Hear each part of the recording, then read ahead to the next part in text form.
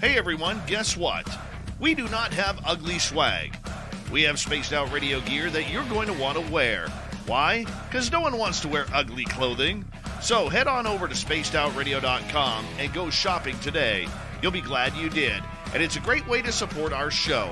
Once you get your gear, send us a picture of you rocking out in your SOR swag. spacedoutradio.com, shop there today, and make yourself look good.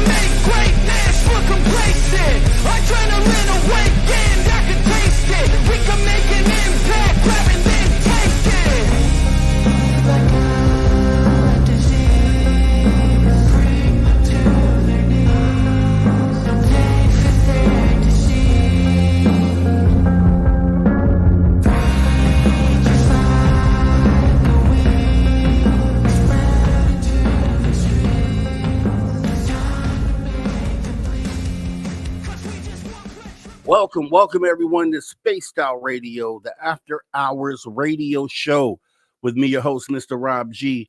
We're going to be getting in some really good stuff tonight. We have Aage Nost, and as you saw in the title, we'll be talking weather manipulation, weather modification. We'll also be talking alien presence. What's the government intent? Why hide the fact that these things are here? We'll be talking about all that and a lot more tonight. Also, so we'll have Augie for hours 1 and 2, and then hour 3 will be Steve Stockton, Missing Persons Mysteries, and our guy Drew Banky with the After Hours wrap up, and then some weird news. Should be an awesome show. Can't wait to get into it. Let me go ahead and jump into the Chizat and see who came in first here tonight. And looking at it, it looks like it's going to be Race Fan with the gold. Loving it. We got Daniela with the silver tonight, and then Roger Murray with the bronze, October 14th, 1492, Columbus Day. Christopher Columbus encountered UFO and USO on Journey to the New World. Today is Race Fan's father's birthday, October 12th, 1940. Passed away at age 69, 2009. Miss him every day. Prayers and condolences go out to you, Roger Murray, on your father's birthday. Awesome stuff. He always keeps us informed. We love it. And going down in the chat here, who else do we have? We got Mel WD40 getting us lubed up and ready to go into the show, right? To get in smooth. That's what Dave says. And that's what's happening tonight. So it's going to be an awesome show. Thanks for coming in, Mel. We appreciate you as always. Eternity Eternal. Hi, Rob G. Hey, Eternity Eternal. Thanks for coming on in. Thanks for joining the show. We got Jessica S.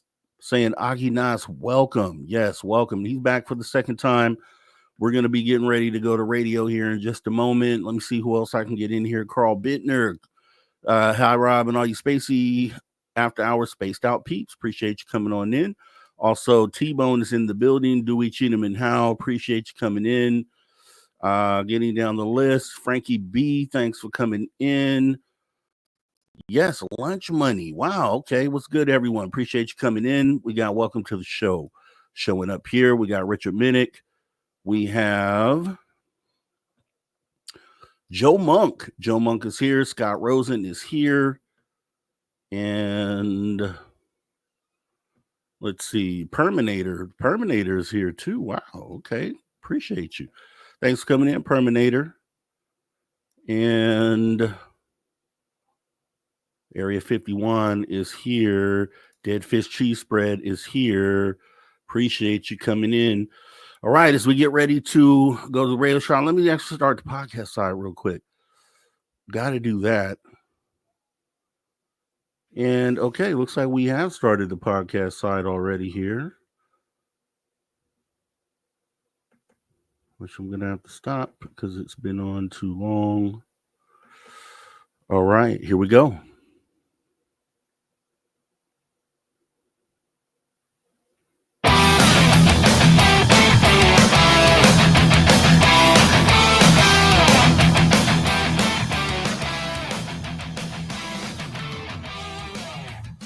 Greetings, space travelers. Welcome home.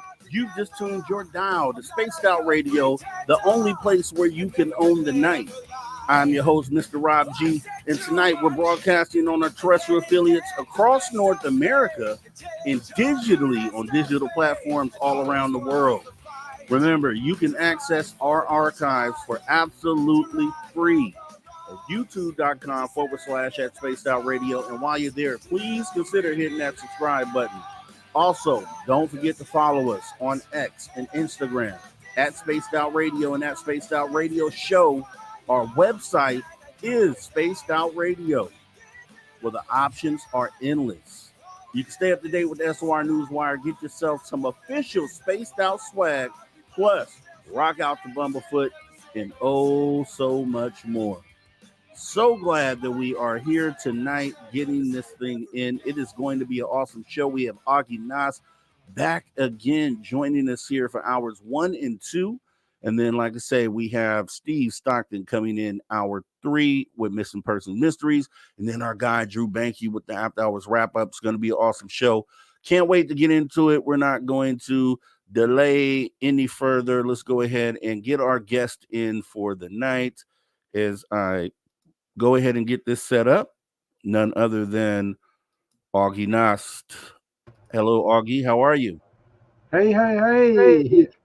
Here I am. I have coffee in hand, and I'm ready to go. So let's have some fun. That's what I'm talking about. I got coffee right over here, right to the right over here. So I'm doing good as well. Glad to have you back. We had an awesome conversation last time you were here. Tonight's going to be even more of that. We have some topics that some consider controversial, but not really. We're going to have the conversations because on this show, we have conversations that move the needle. We have those tough conversations here at the After Hours radio show. It's all welcome. So what I would like to do, Aage, obviously, it's been a while since we talked last, since I had you on, probably like 6 months now. So let's do this. Let's do a refresher. Let's talk about what led you into this field that we're in. Did you have any experiences being young and kind of what led you to the position that you're in today? Oh, God. Yeah, I have had quite a few that if I talk about it, people laugh at me. So they must be good ones, otherwise they wouldn't laugh. Then they talk about average people. But I think probably the first really eye-opener I had was when I was about 11 years old. And that was when I have read about, back in Europe, right after the Second World War, there were rumors that the Germans had created round airplanes that had no wings and no motors on it. In fact, there were short articles in newspapers about it. And I got to think about that, and I figured that probably would be electromagnetic somehow. So I went to the library and I did some research, and I built a UFO detector. A very simple one built around a compass, and you can probably put one together. I have the design on our website at broadcastteamalpha.com in the picture gallery. And I built that thing and I put it on my windowsill in my bedroom, and kind of forgot about it. But that thing went off 3 times that I can remember. One time I remember seeing nothing, and the other two time I ran outside with a pair of really old binoculars, and I saw something. Both of those times, something that was moving through the air and didn't have any wings, made no sound, and I just I I I had a hard time wrapping my head around that. From there on, I really got involved studying about UFOs, and there were a few books at the library, and I went and got those, and I started learning about it, and that's probably where my initial interest started. And I've had many experiences since then, especially after I came to the United States and became a pilot. I flew for 23 years, and I had uh, uh, well over 10,000 hours of flight time. And when you fly as much as I do, you see stuff that shouldn't be there. And I sat around pilot lounges around because I flew executive charter, charter flights. And I talked to pilots, and I figured out about one third of them, they say, yep, I've seen something that, seen a UFO or something. And the other one, they kind of say, well, yeah, I know they're probably real, but I don't really want to, say much about it. And the third one, they say, no, never have. But I think when I caught some of them by themselves, they admitted that they had seen something. So pilots, talk to somebody sometime and ask them. I will almost, especially if they've flown for quite a few years, they've seen things. And Yeah, that's where I've that's always wondered about that, Augie. So I'm glad to hear you say that, and that's awesome. 10,000 flight hours. That is definitely an accomplishment there. And I've always wondered because you would see pilots get interviewed all the time, 20-year pilots, and they would say they've never seen anything within 20 years. And I'm thinking to myself, I'm like, well, how is that even possible that you've never seen anything when your job is to focus on the air and the things around you, yeah. and you're up there at night a lot of the times? I'm just like, how could you not have seen something? So what would you say is the percentage on that? Do you think there is actually a percentage of pilots who have flown for an extensive amount of time who have not seen anything, or do you think that probably 100% of pilots who have flown over No, protracted amount of time have seen things? I think there are some that really are honest about it and they say I've never seen anything, and I'm good with that because first of all, if they don't believe in it, when they see something that kind of violates the laws of physics, they're gonna immediately turn into explaining it away mode. They're Mm, gonna look, oh, that's gotta be a goofy looking bird. He probably just had his wings close to him when he was just scooting forward. They go anywhere to explain it away, mm. and they're usually good at it. That So, makes a lot of sense. yeah, That does explain a lot there then, because yeah, if you're not believing in it, you're gonna just explain it away, and then theoretically you haven't seen anything weird, right? Because if you have an explanation for it, wow, okay, that's a good way to get started actually, because that's something that I've often wondered. Anytime I hear a pilot sit there and say something like that, but then that explanation definitely clears things up. yeah. So with that being said, I'm one to, and since we're on the topic of pilots here, I'm one to believe that the FAA is intermingled or in cahoots with the government on not reporting things. Would you say that's maybe a true statement, or what do you think? Oh, absolutely. I have been in the radar room in several control towers, and I'm nosy, so I just had to ask one of the operators, the radar operators, do you ever see anything that it cannot be explained that possibly could be an UFO? And I remember, I think twice, one at the tower in Kansas City at the downtown airport, and somewhere else, I think up north, it may have been in Minneapolis. I've also been at the air traffic control center in Minneapolis, where I asked somebody, and they said, "Oh no," it says, we're not supposed to talk about that." And that's the same answer I got in Kansas City. We can't talk about stuff like that. So that tells me they see something. Yeah. Do you think they're under like NDAs, directly with the government? So the government's telling them, hey, you guys cannot say anything about things that you see, run it through us first. Do you think there's that sort of relationship there? Because it feels like it. Yeah, this dates back, several decades when I visited those towers. And back then, if a pilot told, well, if they worked for the airlines, we had our own company, so we didn't bother with it. But if you work for an airline and you say that you saw a UFO, they fired you. Same thing goes for people in the control towers. If they talked about UFOs back then, they fired them. So they just wouldn't dare to say anything. There was a pretty good hammer over their head. So I can understand why they didn't want to talk about it. Yeah, and it's like it's just one of those, satellite organizations that technically aren't part of the government, but you obviously know are in cahoots with the government. Another one of those is like NASA as well.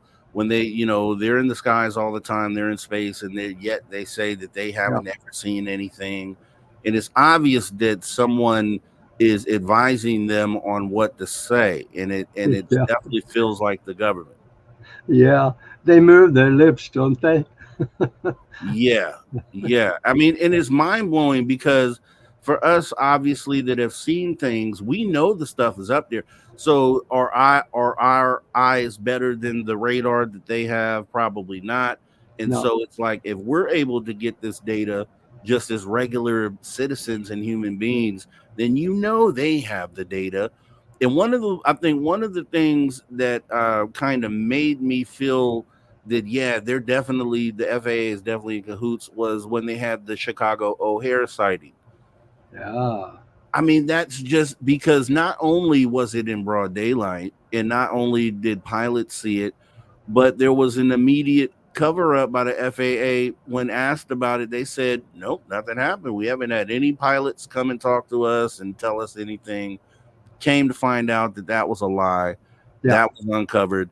And so you have to ask yourself, well, why would they want to cover that up? What would be the motivation? And it would have to be the United States government. Oh, absolutely. Yeah, and they halted air traffic control for a little bit too. So yeah, something happened there. And some of the for myself, I have had these ships come really close to my airplane. I had one in northern Nebraska here about, that was probably, oh gosh, it's 45 years ago now.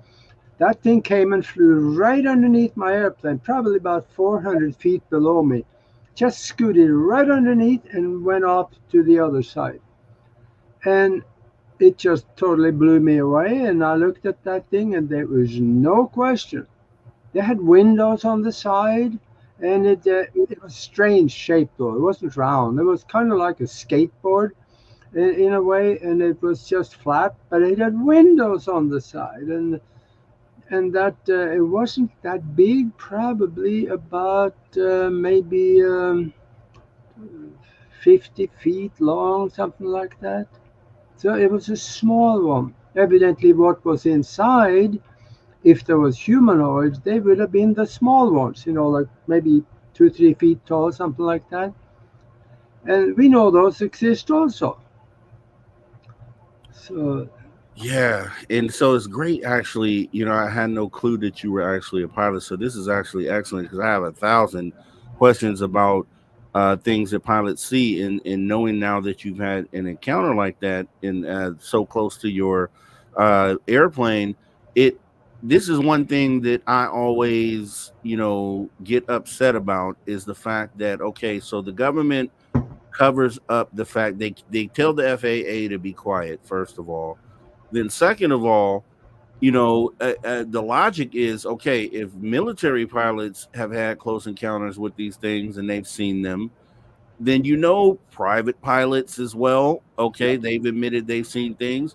So commercial pilots, they have to be in that bunch as well. And we're talking about planes that have passengers aboard, a great number of passengers aboard.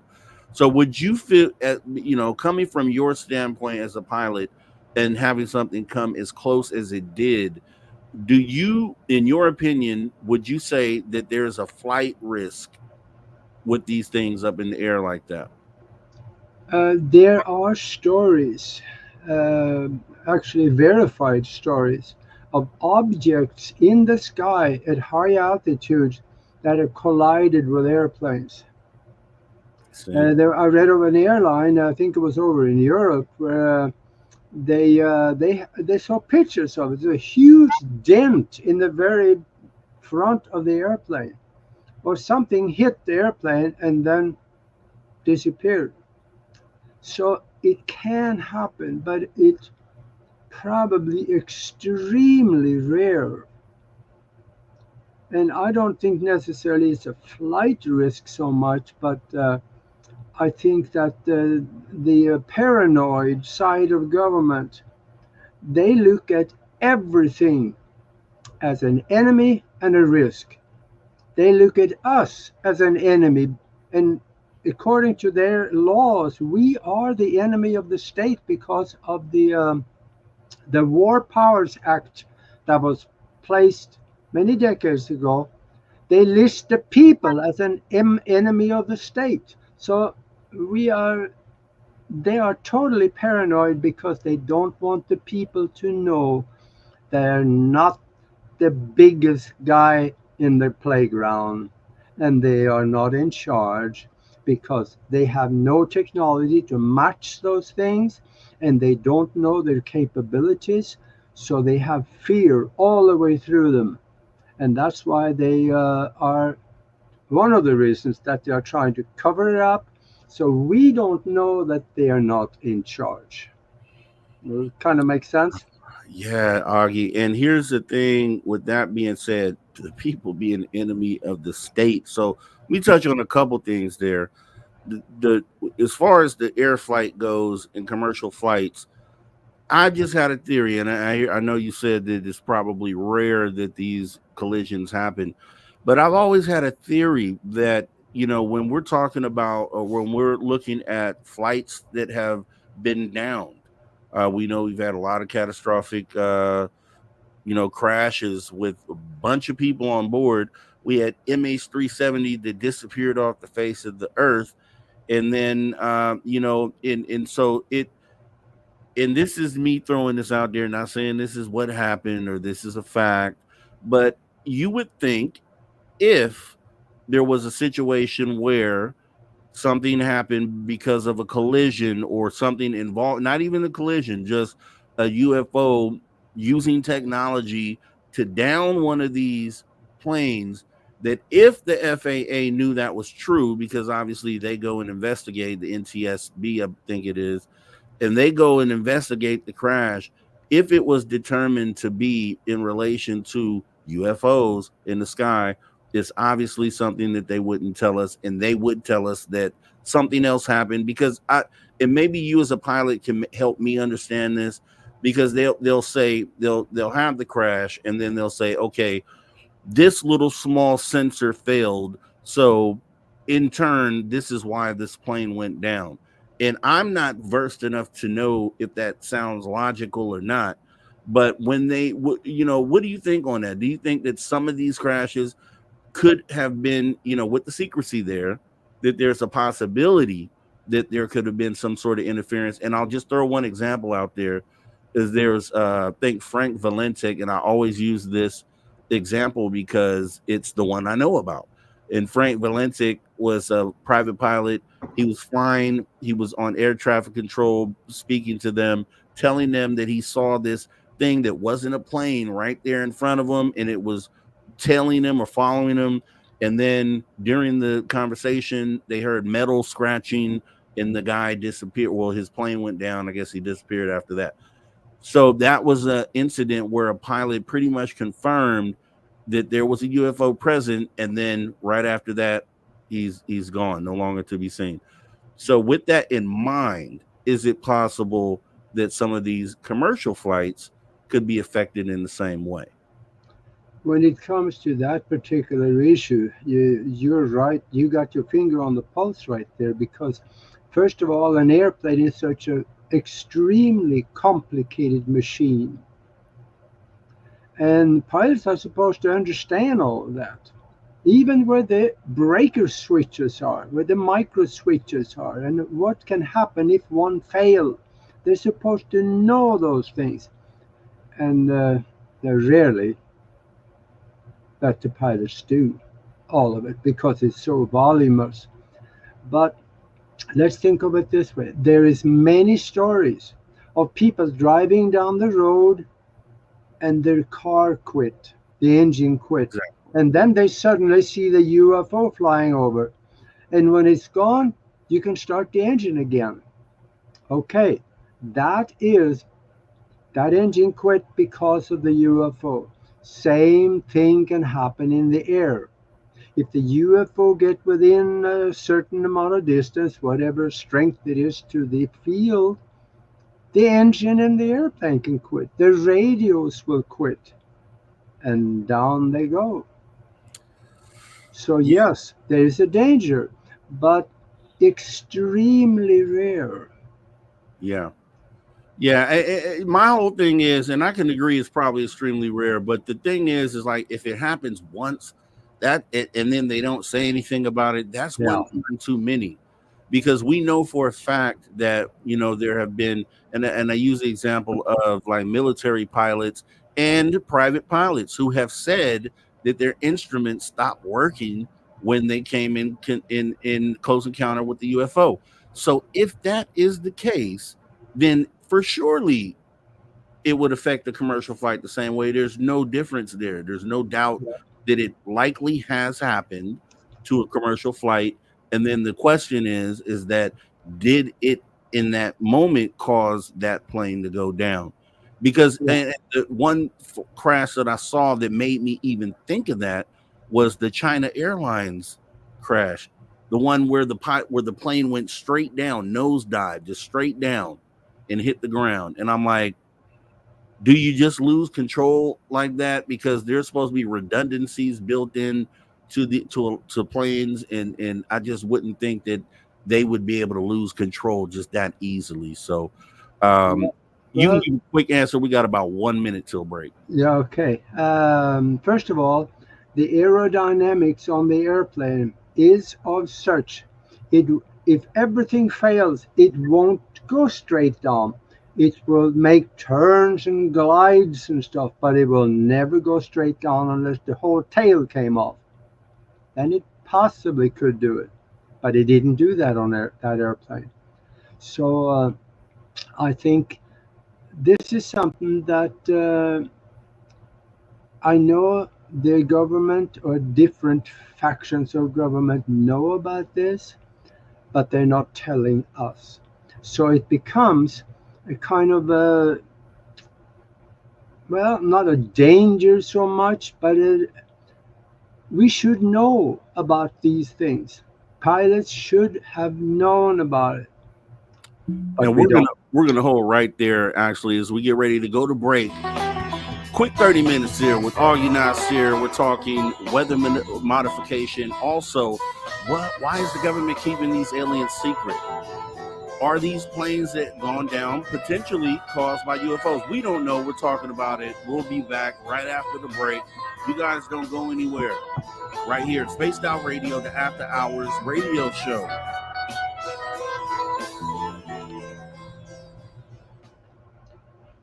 All right, and we are clear, and we're still live on YouTube right now, so everyone can hear us. So yeah, so and then obviously this is the thing. It's the weird thing is that during this 5 minutes we're gonna talk, but we may have to repeat some of this stuff when we come back from break, right? So that they get in on the conversation as well. But how have things been, Augie? I watched our last interview recently. I was like, yeah, that was a great conversation. We definitely need Augie back on the show, and here we are, and we're just getting it off. We're getting off to a great start, so I think that's cool. Well, I'm having fun. Yeah, yeah, I and love talking about these things. I yeah, love to get myself out in the weeds somewhere. yeah, and like I said, I didn't know you were a pilot, so this is actually awesome because this is very important, especially to me when it comes to this subject. I really feel like there are things that and I think and we're going to get into this after the break, but I think that ties into part of the government secrecy. I think they don't want, because if they go ahead and admit the UFOs are here, then they have to start admitting the other things. And I think one of those things they're going to have to admit is that a UFO has downed a plane at one point in time. I think they're going to have to admit to that. And it's just a Pandora's box that is going to really paint them in a bad light, because everyone's going to find out that no, it wasn't just the secret that the aliens are here, but it's the secret that they've also done things while they were here that aren't okay, right? Yeah. Thank you for the Most super chat, Deb. most of it is probably okay. But okay, that's average. They've done wonderful things for mankind, and they've done some really shitty things too.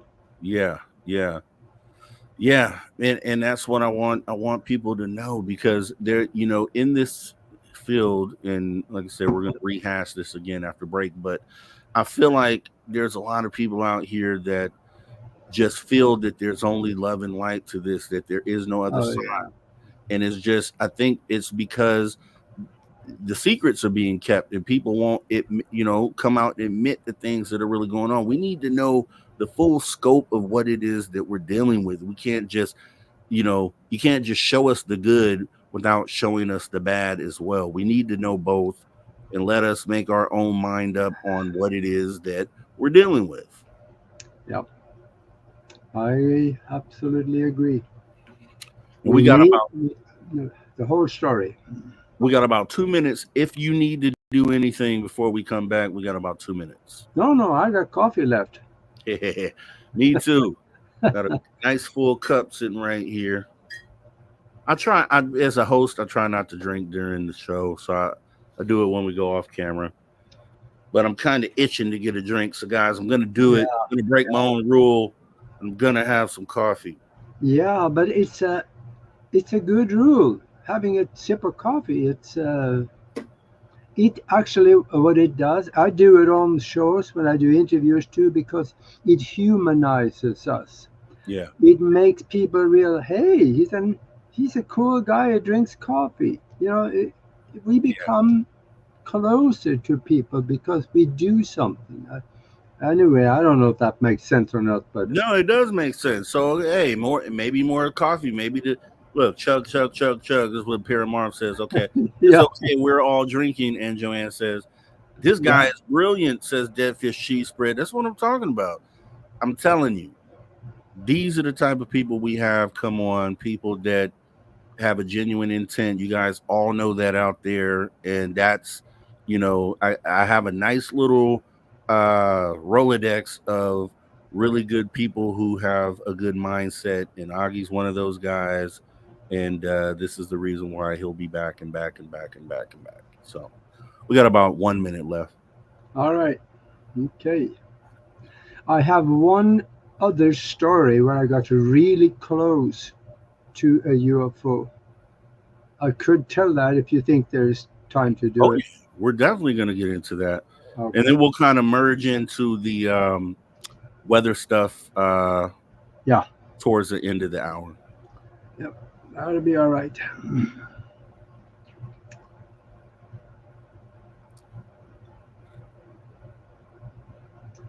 Oh, where are you located?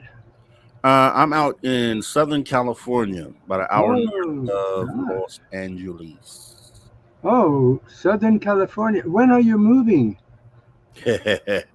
Never. I had a chance to move to other places. I lived out of state before, and there's just nothing like California weather as we get ready to come back right now. Yeah. I thought everybody's leaving California now. All right, everybody, welcome back to Spaced Out Radio. We're talking with Aage Nost here, and we're talking about airplanes. He's a pilot. I didn't know that. We're going to go ahead and get into some really good stuff as we continue the conversation right here for hours 1 and 2, and then Steve Stockton in hour 3, along with Drew Benke. Guys, don't go anywhere. It's going to be a fantastic show right here on Spaced Out Radio, the After Hours Radio Show. As we get back into it here, all right, we were talking over break, and I was just kind of laying out the fact that with all the government secrecy and then the obvious connection, which we talked about, has to be a connection between the FAA and then our government and them telling them not to say anything about certain things that happen. We kind of got into the fact that, these UFOs have historically shut off the electronics of aircraft, military aircraft. Also, personal pilots have reported this. And so it would only make sense that it has also happened to commercial airplanes, period. It has to have happened to commercial airplanes at one point in time. And then the question is, okay, well, then did that cause a crash potentially at some point in time? What are your thoughts on that? Well,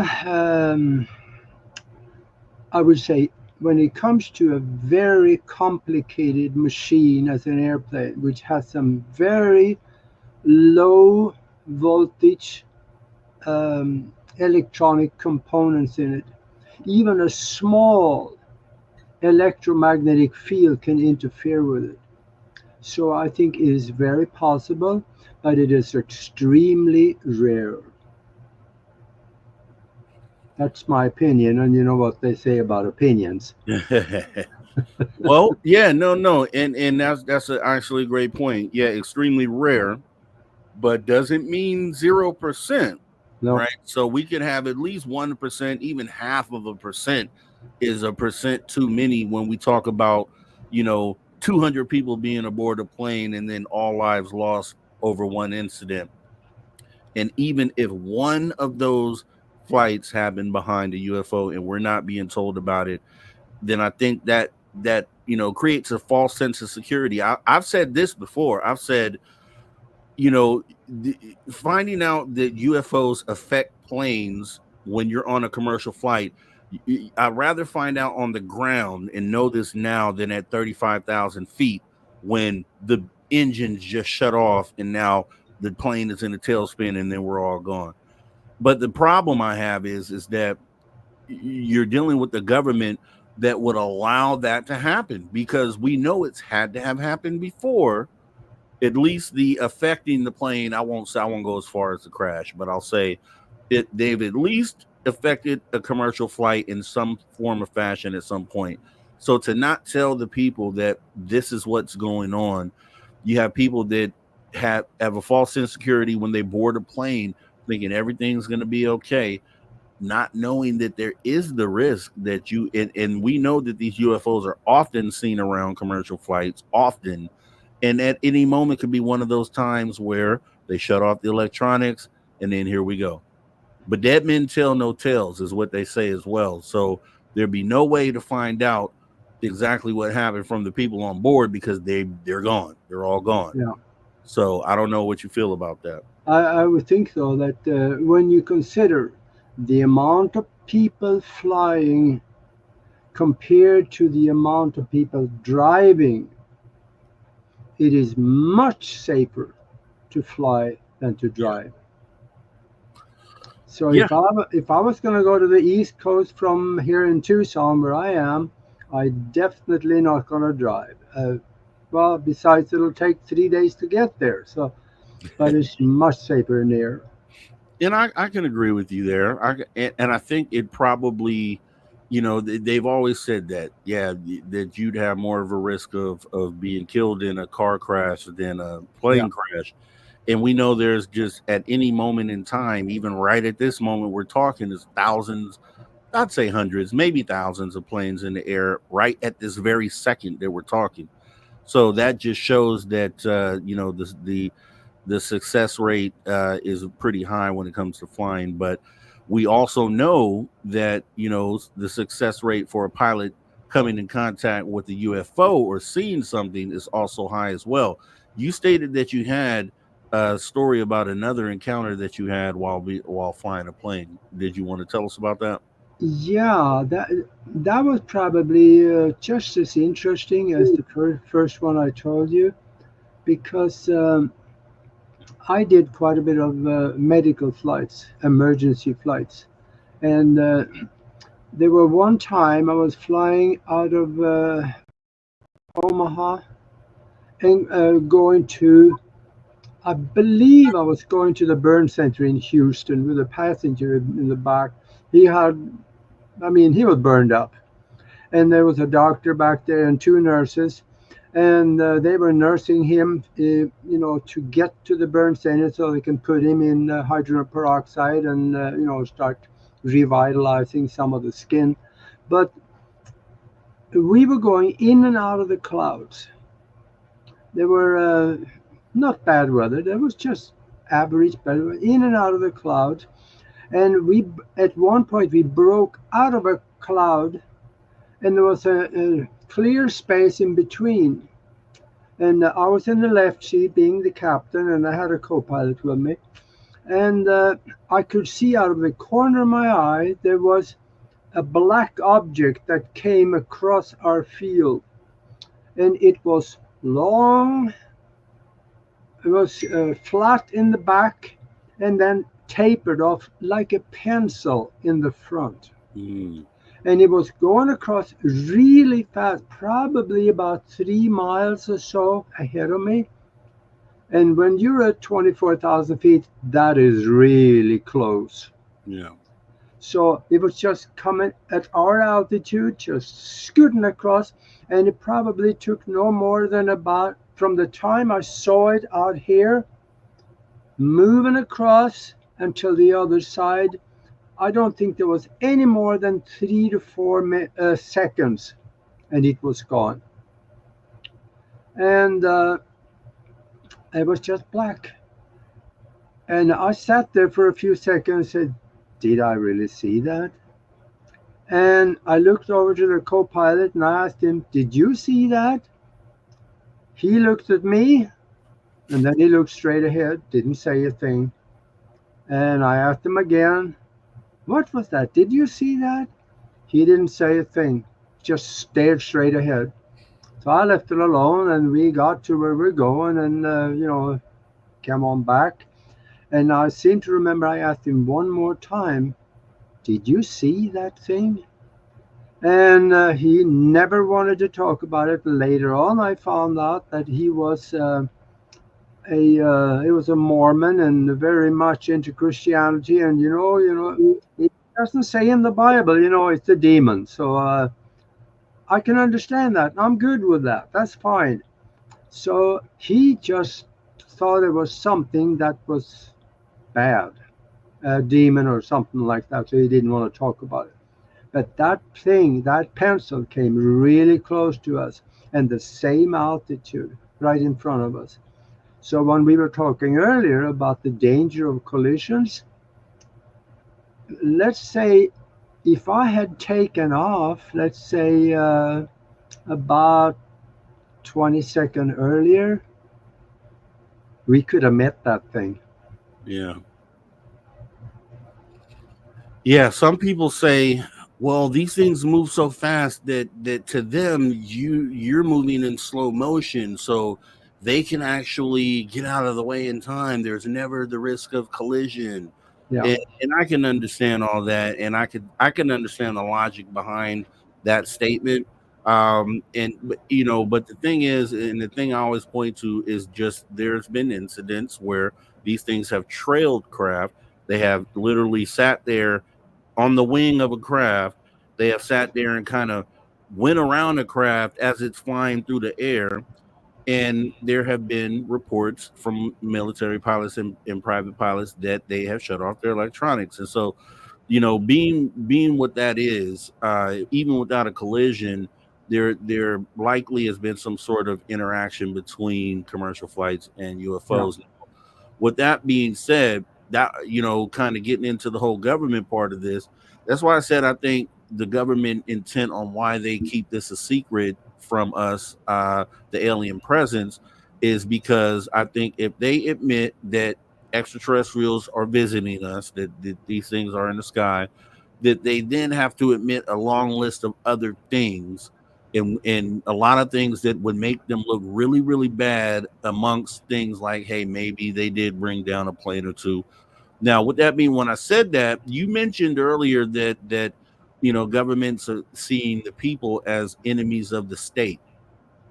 I wanted to point at that because I think you're absolutely right. I think, I don't know exactly what aspect you're talking about. Maybe you can elaborate. But when I agree with that statement, I'm thinking of, anything that goes against their agenda, period. And that's even us having this conversation here tonight, and I always like to preface having government conversations by saying that I'm not anti-government. I want to make it clear, but when you have a government that in the open kind of thumbs its nose up at the citizens, then you can be critical of that and you can have opinions on that as well. So I don't know what you think about that.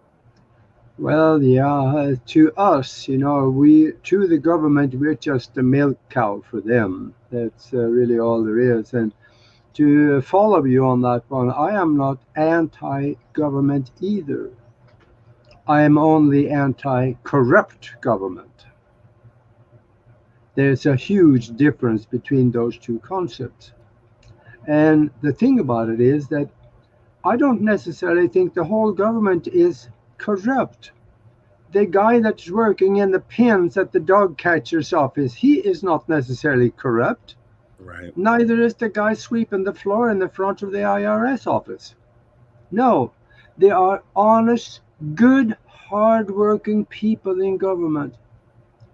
It's just that they're caught in a bad system and they have to follow the rules laid out for them, which sometimes make them do things that is immoral. Yeah.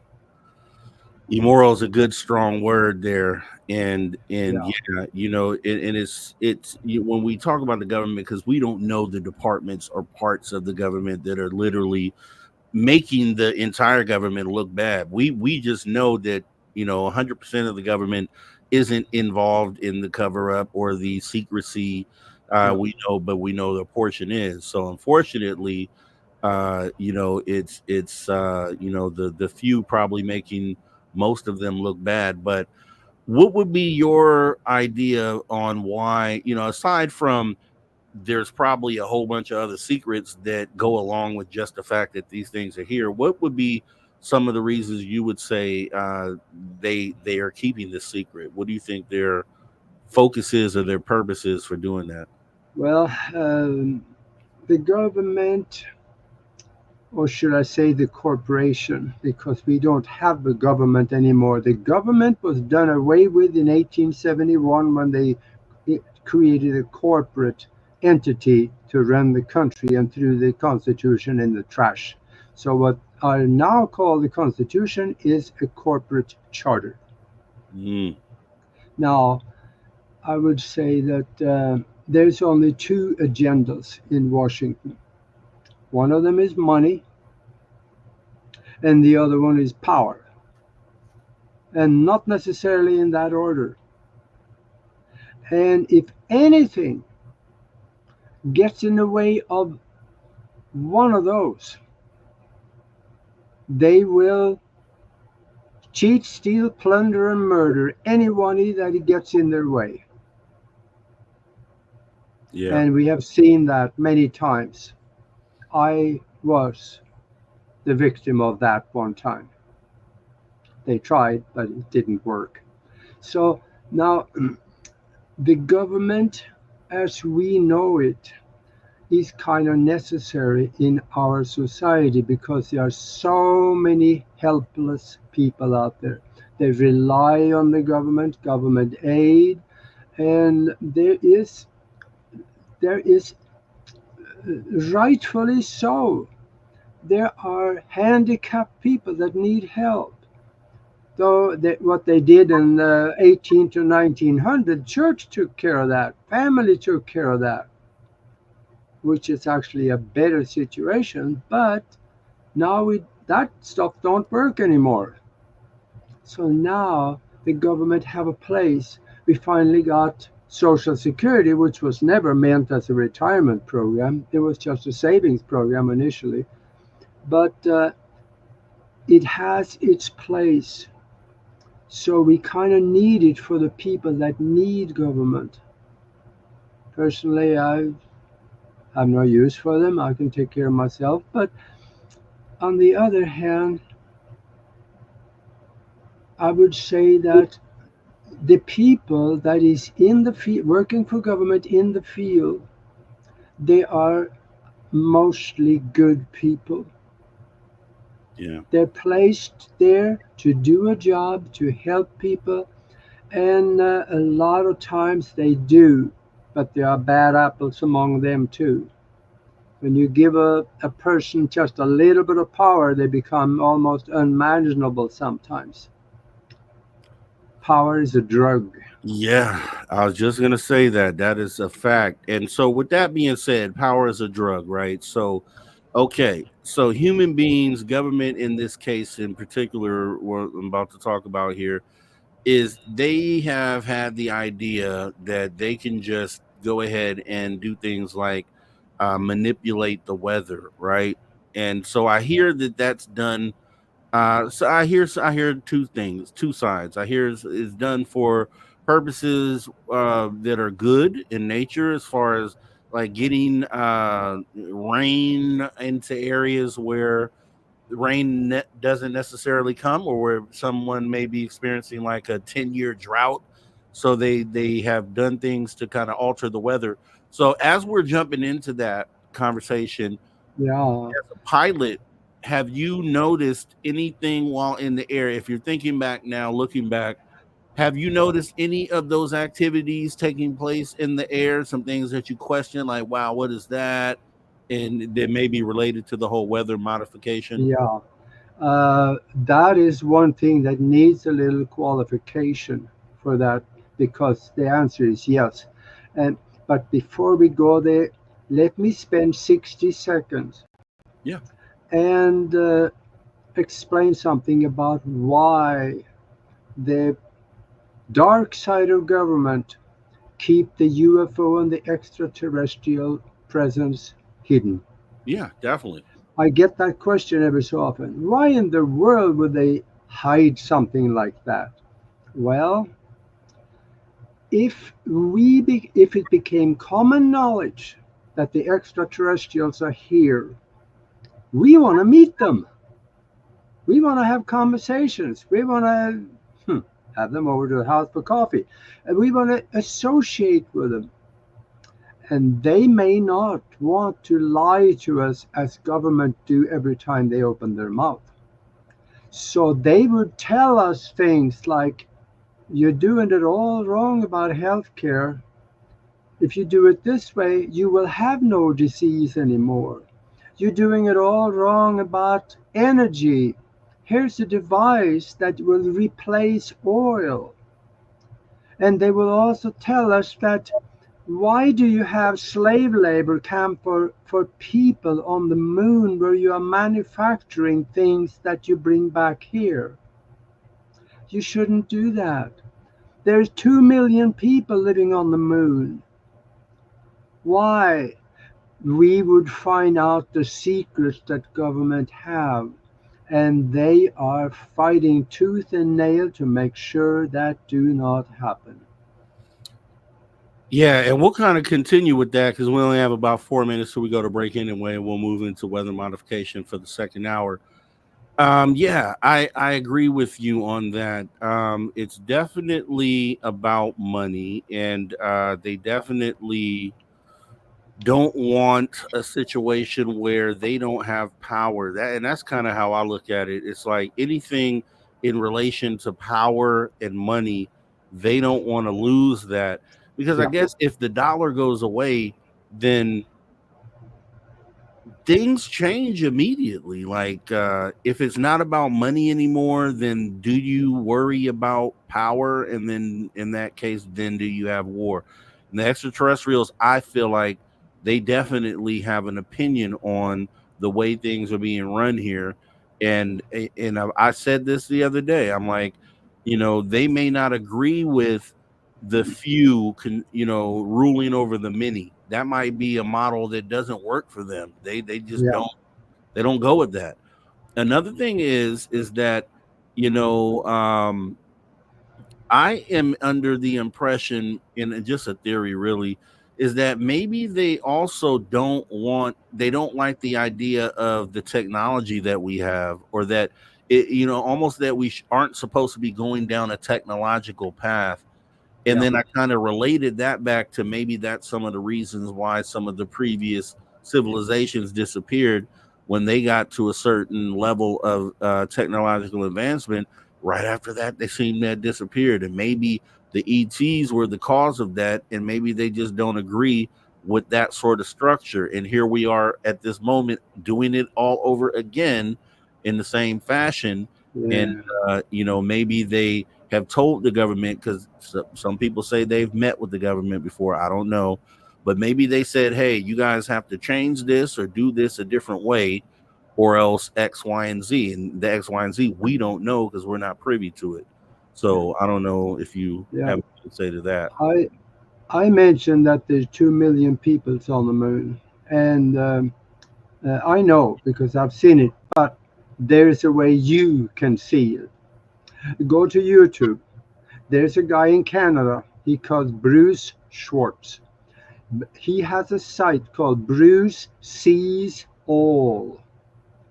Bruce Sees All. Find him on YouTube. Watch his videos. He have a telescope that is so big I can crawl inside of it.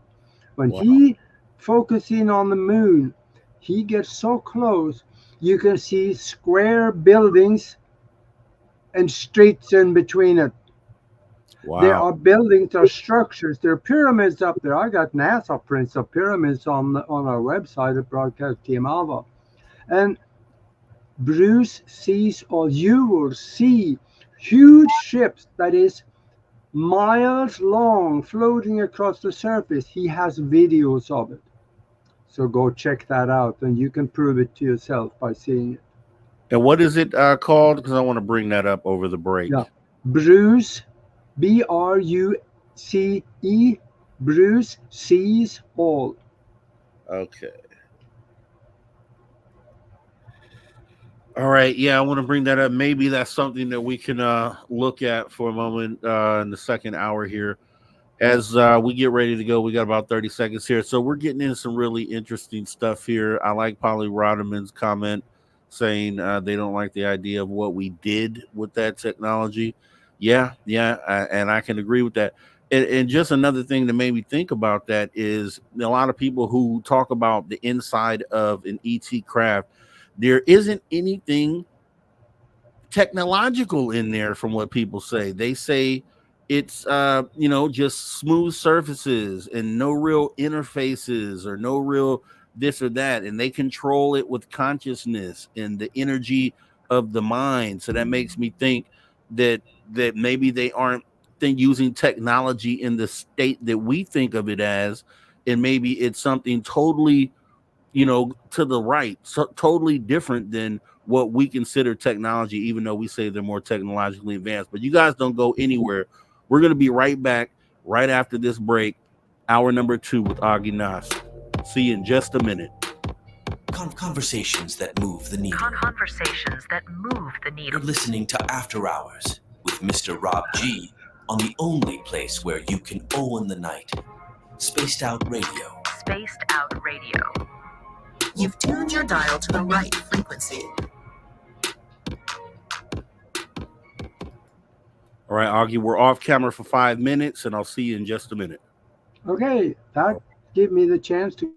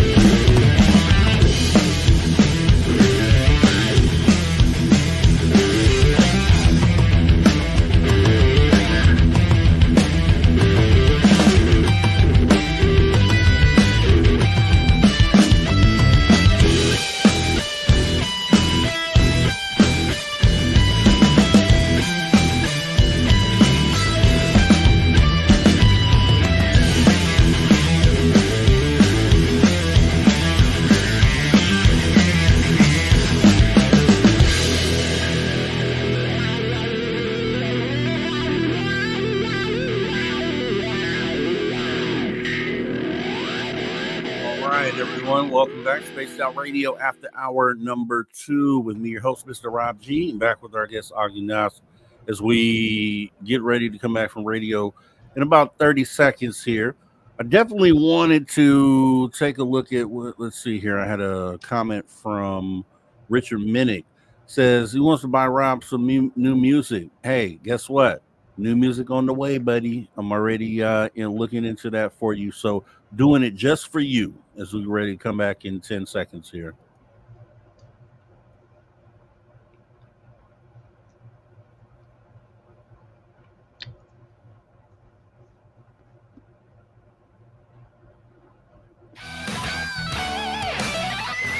All right, everybody, welcome back to Spaced Out Radio.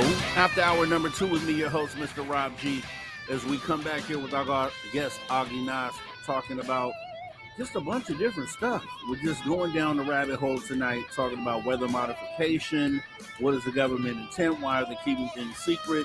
Remember, you can access our archives for free. Anything you missed tonight, Spaced Out Radio, right over on YouTube. Make sure you go ahead and jump in as we get back into the conversation here. So, kind of going into the whole weather modification. I know a lot of people are into that, especially with the hurricanes we just had recently. I asked the question earlier as a pilot, because a lot of people talk about chemtrails and things of that nature. They talk about, we know they've done cloud seeding. We know at least that. Have you seen anything as a pilot while up there that you may have kind of, put in the category of weather modification as a pilot? Well, yeah, I think absolutely everybody alive have seen that. When you have checkered lines going this way and the other way in the sky, there is nothing natural that can do that. There's nothing from an airplane that can do that unless that you put something in the fuel or you spray something that is solid among the fuel or separately from the fuel that will stay and spread in the air into those lines that we see. That is, we know that is chemicals, that is aluminum, microbe particles of aluminum. In fact, there are tests that has been done on the chemtrails that find cancer microbes and all kinds of nasty stuff in it. So this is done for the, oh boy, we're still on YouTube, aren't we? But there is a UN sanctioned population decreasing program. So it is done for that purpose and other purposes in connection with that. I've seen that, everybody's seen that, and I don't know how deep we should get into this weather modification. I sent you an email earlier with over 300 patents that show how the weather can be altered by technology. The earliest one listed on that list was from, I think, 1891. Yeah. Until last year. And I don't know if people, let me bring because I want people to see this, because I was in shock. Now, I've heard of these programs. I think it's HARP, right? But I've heard of these things being a thing, and when you sent me this information today, it really blew my mind. See if I can hold this up for the audience to see. So these are all, look at this, guys. Each one of these lines is a U.S. patent. Let me see, United States Patent and Trademark Office. First one on this list is July 16th, 1891, method of producing rainfall. And so I'm just going to show you. Each line is an entry. I'm going to go. I'm going to take, look at this. Look at this. Look at this. Look. Each one of these lines. It'll take a while. And it's just, we're not just talking about a few. We're talking about all these. And I'm only in, at this point, scrolling. I'm in 2020 now. So, okay. So scrolling till we get to the end. all these entries. What does this mean? What is behind this argument? That means that in 1891 they knew how to create rain. And all the way up to now, we had Operation Popeye in Vietnam. They flew above the clouds where they knew Viet Cong, their transportation of goods and stuff were going on. They flew above there and seeded it with silver iodine. And also, that's a dry ice. I think they used part of the time. That's solid carbon dioxide. And they put that on top of the clouds. That went into the clouds, and the clouds condensated and rained out on the roads. So it stopped the movement of troops and trucks and stuff. They did that in late 60s. So what in the world do you think they can do now? They have ships offshore, battleship size ships with huge domes on it. And the domes are 15 stories tall. Inside there, they have HARP equipment. And they can aim it in certain directions to create, let's say they have two ships, and they can triangulate. Wherever the beams meet, they can increase the temperature to the point where you get quite hot, and that will create airflow, and they can control the weather. They can create it. Actually, I found 14 patents that clearly say they can steer a hurricane to go where they want it to go.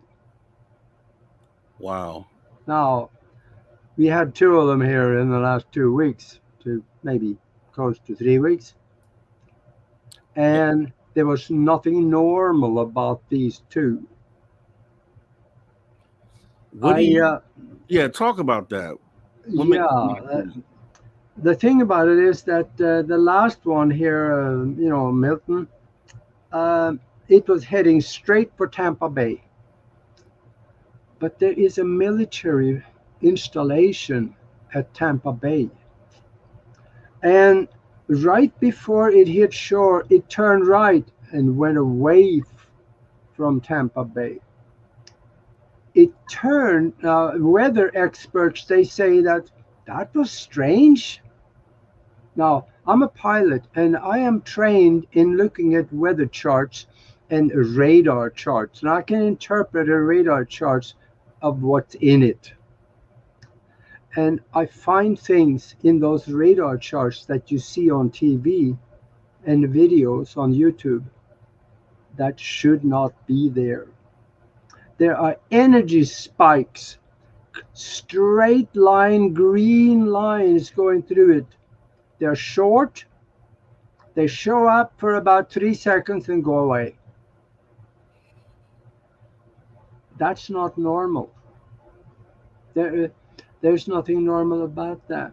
That is an energy spike sent. There were several of those that I found going up into, the last one up north. And also, there is a website now where you can go to that website and you can request to see where airplanes go.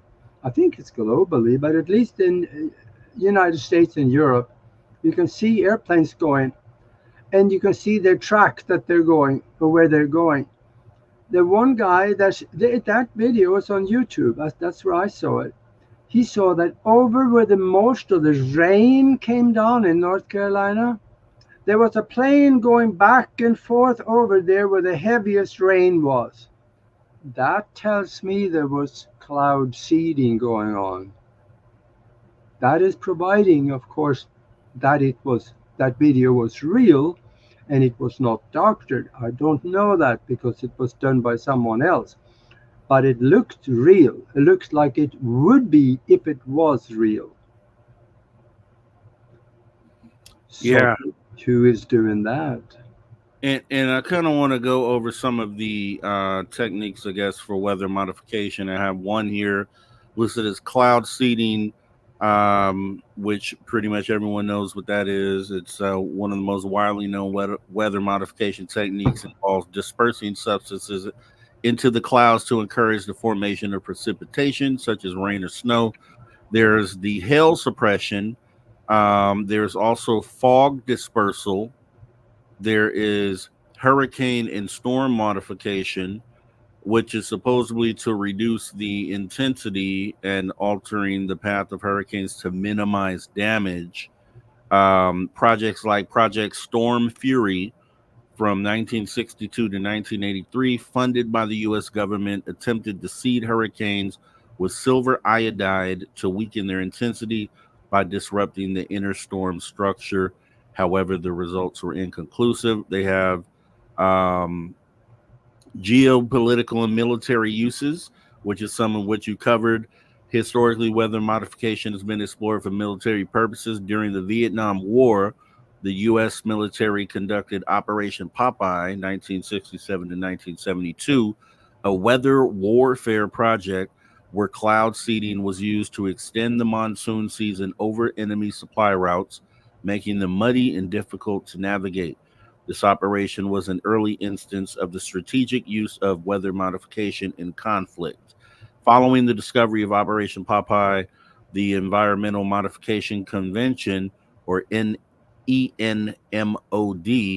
was signed in 1977, prohibiting the use of environmental modification techniques, including weather manipulation for hostile purposes. But that just points to what you said. Then geoengineering and climate control, modern research and application. So I guess this is really what it should be used for. Weather modification continues to be a field of active research, especially in areas prone to drought or extreme weather events. Countries like the United Arab Emirates and China have invested heavily in weather modification programs. China, in particular, is known for its large-scale efforts to control rain and snow, especially in preparation for major events like the 2008 Beijing Olympics. The UAE's National Center for Meteorology has been at the forefront of cloud seeding research, using a combination of cloud seeding flights and drones to stimulate rainfall in arid regions. So, yeah, I mean, let's talk about this. Is definitely a thing that's happening. I mean, I can't deny that. I don't think absolutely. Creating rain, it's simple to do, and having a cloud buster. You can make a cloud buster. That's aluminum tubes going up, and then you connect that to water, and you aim that into the sky, and there's a little more to it than that, but that also works. We made one here in Tucson. There was kind of scattered clouds, and within a half hour there were rain coming down. So we know it works. And here I want to give you something to really think about. Think real heavy on this one. Oh yeah. In 2009, Bill Gates got a patent on how to steer a hurricane. It says in it, allowing steering and strengthening of hurricanes is mentioned in the patent. I did a little research here, a little more than the average bear, and you find this stuff. And do you think that Bill Gates they really care about people? He's running around the world saying, oh, we're overpopulated, we got to reduce the population of Earth, and that's the guy that's going to save your life, and of course make sure that you don't die, so they give you vaccines and stuff. And yeah, that's the guy to do it, isn't it? His dad was the head of the eugenics program in the United States. Yeah. And Polly's asking right on time, if the government is manipulating the weather, could the goal be to reduce the human population? And yeah, I mean, that could definitely be a thing here. And And this is kind of, it's funny, and it's kind of off the subject a little bit, but I'm doing a show this coming Wednesday just about, specifically it's about Elon Musk, but it really, the synopsis is that you have these people in powerful positions that have the funds to be able to do something detrimental as what you're mentioning here. And that's the scary part, because if you have a billionaire, if it costs anything less than $1 billion to do what it is we're talking about, then one of these people could literally go and do this on their own. Yep. So, it's a sad state of affairs. Has there been any other weather events that you could point at to say that was suspicious? Yeah, they probably have, but I have not really been concentrating on these kinds of things until these last two hurricanes came. That was so, I mean, it jumped right out at me. That's not normal. So I started digging a little bit and I found it. Yeah. I want to say I heard something back in the day about Hurricane Katrina being maybe something that was involved in that, but I can't remember enough details to kind of even talk about that. But that's a scary proposition. And then just back to 1891, that just seems like, you would think that pre-1900 that we didn't have the ability to do anything like that, anything close to that, but is right here in the list of patents. Well, I guess patent doesn't necessarily mean that they were doing it. It may just really point to they at least had the idea of a way they could do it, but they hadn't actually implemented it yet. I'll tell you how they steer a hurricane. There's so much energy and there's phenomenal amount of power that is going in one direction. It should be pretty hard to steer, shouldn't it? Well, it's easier than you think. You have that mass of clouds and rotation going in one direction. Nothing in nature goes straight line. That's only energy spikes created by HARP.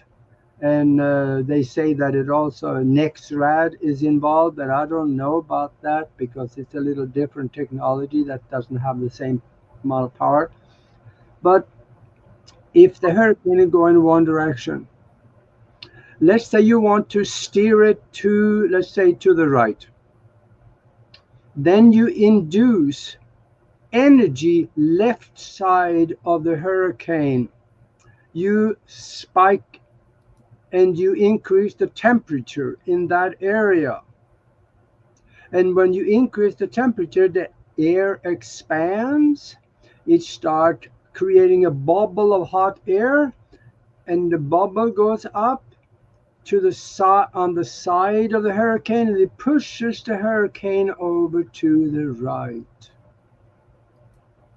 It is so simple. The concept of that a 4-year-old will understand. Yeah, and there are some questions about in the chat about what one of these things might look like. Let me actually bring that up here. And actually, I got some of your questions, guys. Make sure you put them all in caps, and I will grab them. Someone just asked. Okay, let me tag that.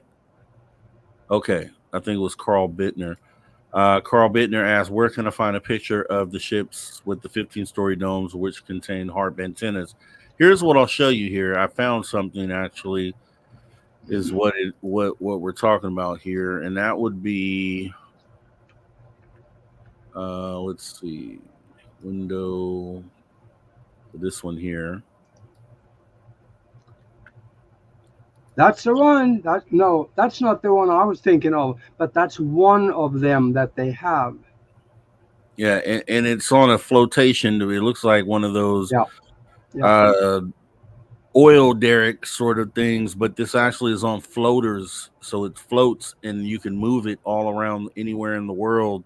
Yeah. They tug it with tow tugboats, tow it with tugboats rather. Yeah. And this is an idea of basically what. Okay, now look at this picture for a second.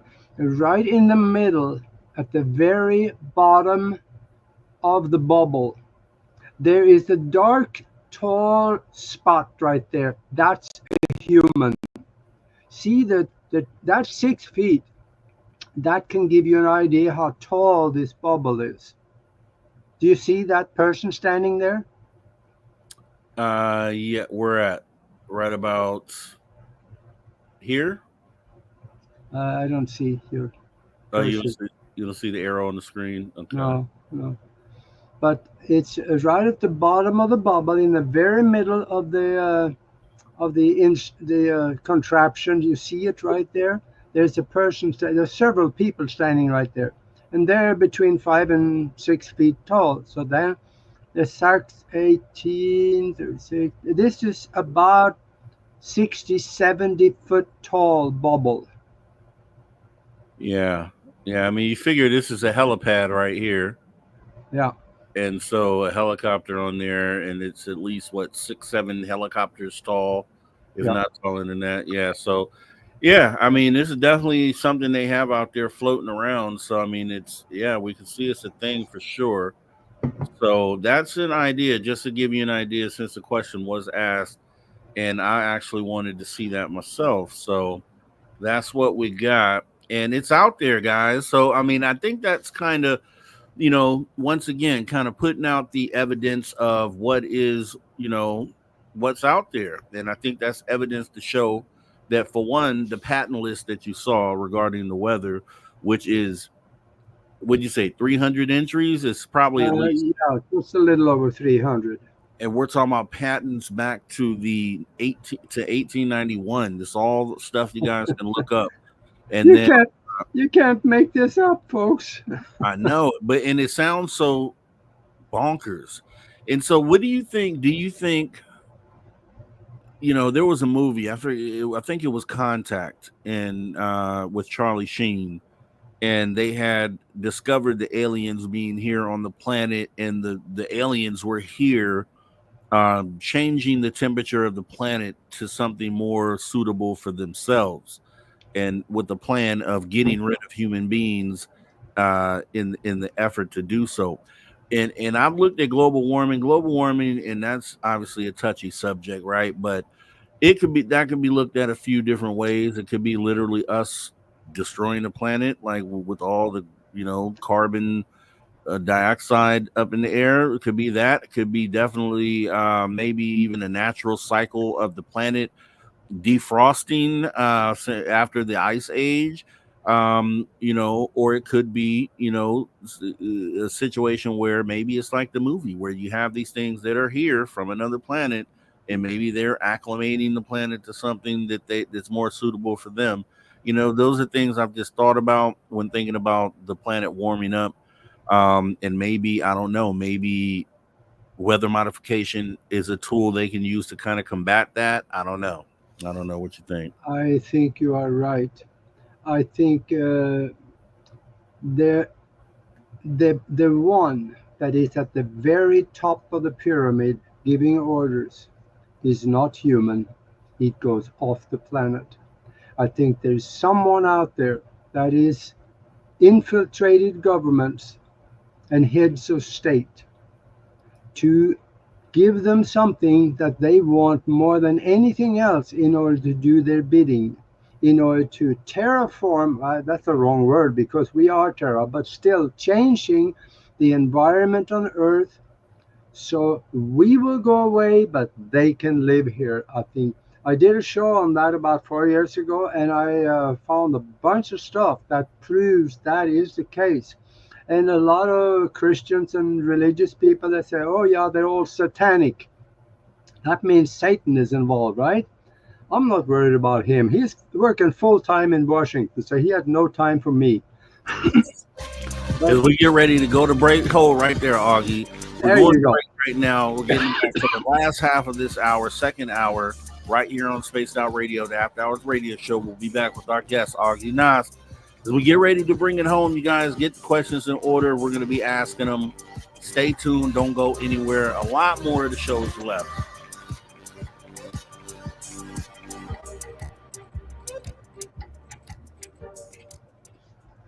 All right. We're clear. And yeah, Deb, that wasn't contact. It was actually arrival, is what I was thinking about with Charlie Sheen. I don't know. Oh, okay. Yeah, it was the arrival. Yeah. And it's actually a pretty good movie. I went back and watched it again. I have this thing called that I do on my other channel, personal channel, which is science fiction, the science fact movie edition. And the whole preface is that, you know, because my example is that I kind of came into ufology as far as realizing all this stuff was real back in like 2017 when Lou Elizondo came out. And since then, since I've gone back and rewatched a lot of these older movies that were supposedly science fiction, now looking at them in this new aspect, it's different. You know, you perceive it differently. And Contact was one of those movies. I mean, The Arrival was one of those movies that I looked at in a different light. Was like, wow, that along with Close Encounters of the Third Kind, along with a long list of other movies where in the moment that I watched them, I saw them as science fiction because I didn't have the revelation that all this stuff was real. But now that I know it is, and I go back, it's like, wow, oh my gosh. We have explained a lot of the problems. In the last half hour, maybe let's talk about the solutions. Oh yeah, let's do it. Okay, there are some solutions that is really good and they're working. I like that. That's because, remember, we live in a mind-created universe. And if that's the case, our mind is involved in everything that happens around us. Our mind can direct that to our bidding. And we are doing that in our mastermind sessions on Sunday. And I tell you, we do some incredible things that cannot be explained by Newtonian physics. Yeah. We got to go deep into quantum mechanics in order to explain it. Yeah, I like that. I like that. We were actually, I did a show on my personal channel earlier today called, it was about astral travel and lucid dreaming. And we were just going over, you know, the hardcore facts about it and how, you know, it's essentially a reality. Truthfully, it's a type of reality and just how it connects to the consciousness and how you're creating a reality while in that state. And, you know, that kind of leans into what we're talking about here, just having the ability to create your own reality. Yeah. Because none of this is set in stone. Like this thing we think is reality really isn't that. And it's a whole nother conversation. Yes, it is. I'll tell you, your personal channel, let me know where that is. I like to see that. That was good. I teach a course on astral travel and how to do it. In fact, also in my book here, I show people how to do it. It's very simple. It's not easy because you got to practice a little bit, but it's very simple to do. But you got to know, if you leave the body and go out there, you're going into a totally new environment. And if you don't understand the environment, it can be scary. Yeah, so let's do that. I'll send you information in the private chat here, and then also we'll have you back to talk about that. Let's do a show. That'd be great. Yeah, because I've had some experiences as well that cannot be explained. I mean, you couldn't tell me that in the moment those things weren't real. You couldn't tell me. You couldn't convince me. No way. The only way I know is because I woke up, right? That's the only thing. That's the only thing to let me know that, you know, it happened while I was asleep. But yeah, definitely a great conversation to have. Yeah, we'll do that. It's a lot of good, man. That's why I said, you know, I have a Rolodex of individuals who have these sort of conversations like we're having tonight. And this is what I love to do. These are the conversations I love to have, things that make you think, things that mental exercise, mental gymnastics, and things that move the needle at the same time. Another subject that we could do sometime, and that is the hidden secrets of hypnosis. Because I was taught hypnosis by a magician back in Europe, and they do things that you can't read in the hypnosis books. And, Okay, let's do that. We got about 30 seconds here. Let's do that. Actually, one's in the chat, you guys. You wanted to see a show on the astral travel, and then the hidden secrets of hypnosis. Yeah. If you guys want to see that, put ones in the chat, and we're gonna book the date and get it all set up. Okay. Because we want to do what you guys want to see. So let me know. I got a one, Paramarv. Got a one. Abduct the like button, please, guys. As Deb says here, as we got about 15 seconds left from break. Yeah, a lot of ones coming in, and so that's what we'll do. That's what we're gonna do. All right, here we go. All right, everybody, welcome back to Spaced Out Radio after hour 1.5. Once again, we're already going to the back half of the second hour with our guests here, Aage Nost. We've been getting into some really good conversation tonight. If you missed any of it, definitely hop in our archive, youtube.com/@spacedoutradio. As Dave says, it's a plethora of content there for you to jump into. Definitely do that as we go ahead and get back into the conversation. Aage, over the break here, you said we talked about the problems. Let's talk about solutions, and I like that. So let's go ahead and get it started. Where are we going with that? Well, first of all, we brought the vibration of the show down quite a bit when we started talking about all the problems out there, and there is buckets full of it. But there is something that I like to do on every show that I do. I want to give people something that can change their life and make their life better. Let's do that. Because in the spite of all these problems in government and our personal lives and associations with people and so on, there is solutions. And let me back up out of that statement and say something that is absolutely scientifically real. And that is quantum mechanics show us on the blackboard that we live in a mind-created universe. It is holographic in nature, self-aware, mind-created universe. The universe is alive because there is no such thing as empty space. It is all connected to everything.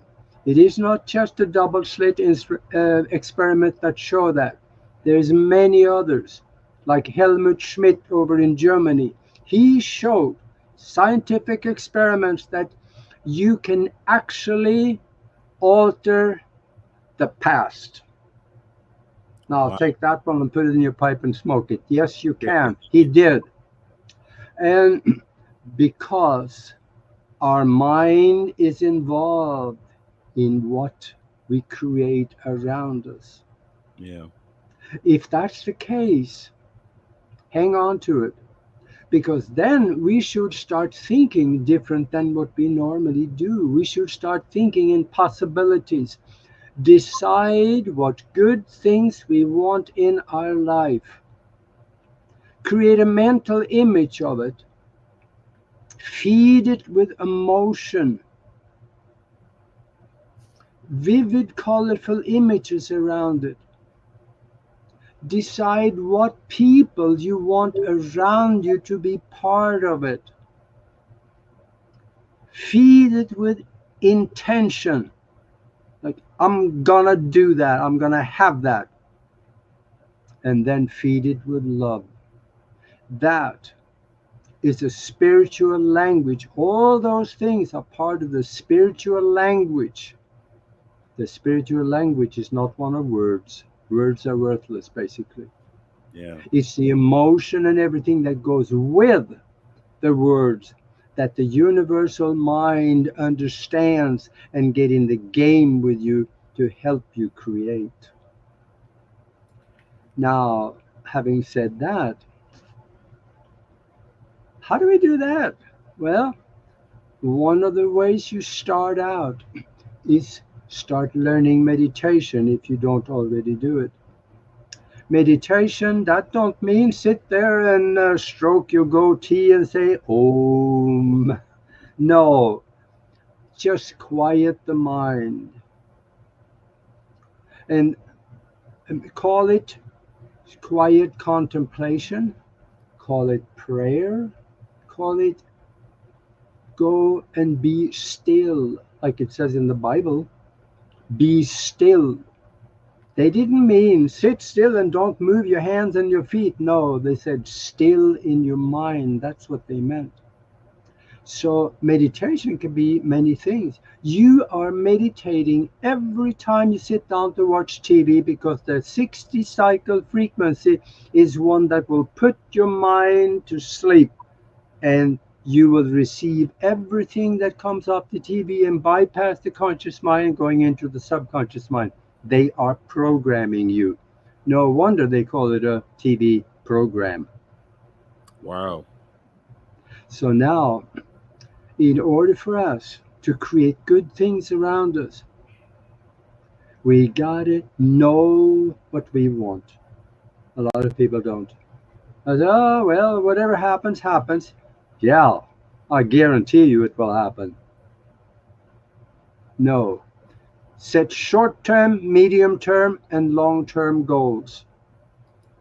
Visit them. Get pictures of it. Put it on the wall, on a vision board, or a bathroom mirror, or your computer screen on top of. I got stickers on top of my computer screen here of things that I want to remind myself to do every day. Yeah. And when you do that, you have that picture of what you really want more than anything else, and stand there or sit there and stare at it for 5 minutes. See yourself in that picture, doing it, being it, having it, being with it, having other people enjoying it with you.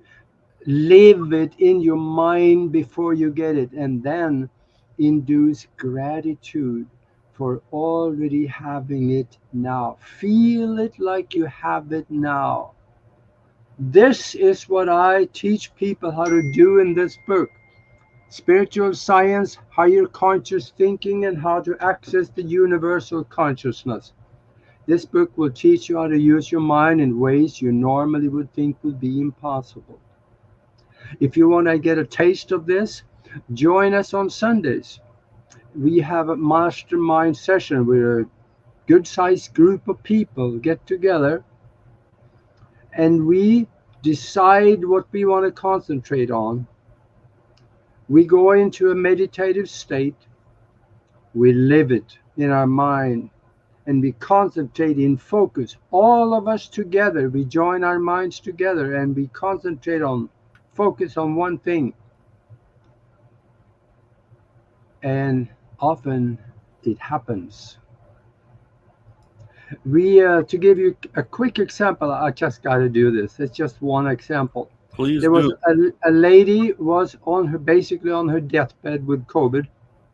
The next day they were going to put her on a ventilator and put her on. I should mention that drug, but it shuts down your breathing so you die. That's the one they use all the time. And we wrapped our mastermind around her, and we visualized her walking out of the hospital perfectly healed. And when we were done with that, I made a flippant comment that I didn't think about anything. When I said it, I said, yeah, she'll be home tomorrow. I never even thought about it. The next day in the late afternoon, her husband called me and he said, my wife is home. And they said, I didn't understand. He said, my wife is home. And he said, the doctors told her you recovered so fast, there was no reason for us to keep you here any longer. Wow. We have stuff like that happening. Besides monetary issues, I call it mailbox money. when you need something really bad and you want it and you get emotional about you need it, money shows up somehow, sometimes from totally unexpected places. So that's the stuff we do. If you want to come and join us and check it out, send us an email to themastermindconnection@gmail.com. themastermindconnection@gmail.com. So this is how you can bypass some of the nasty stuff out there. Before I started thinking this way, I had, average lives, I guess. It's just a lot of the stuff that happened I didn't like at all. But I haven't had anything since we started doing these. Everything is working our way. And when we think about our situation in relation to a governmental overreach, let's call it that, that's diplomatically correct. Let's think about that. They want us to do certain things, and we don't want to do it. But it doesn't become a problem because we are shielded by a universal mind or spiritual entities or spiritual, whatever you want to call it. I don't care if you call it Jesus is going to help you. I think he's a pretty busy guy, but still, just whatever you feel, call it. God, if you like, I don't care. It all goes back to the universal mind because that is what represents all the good things.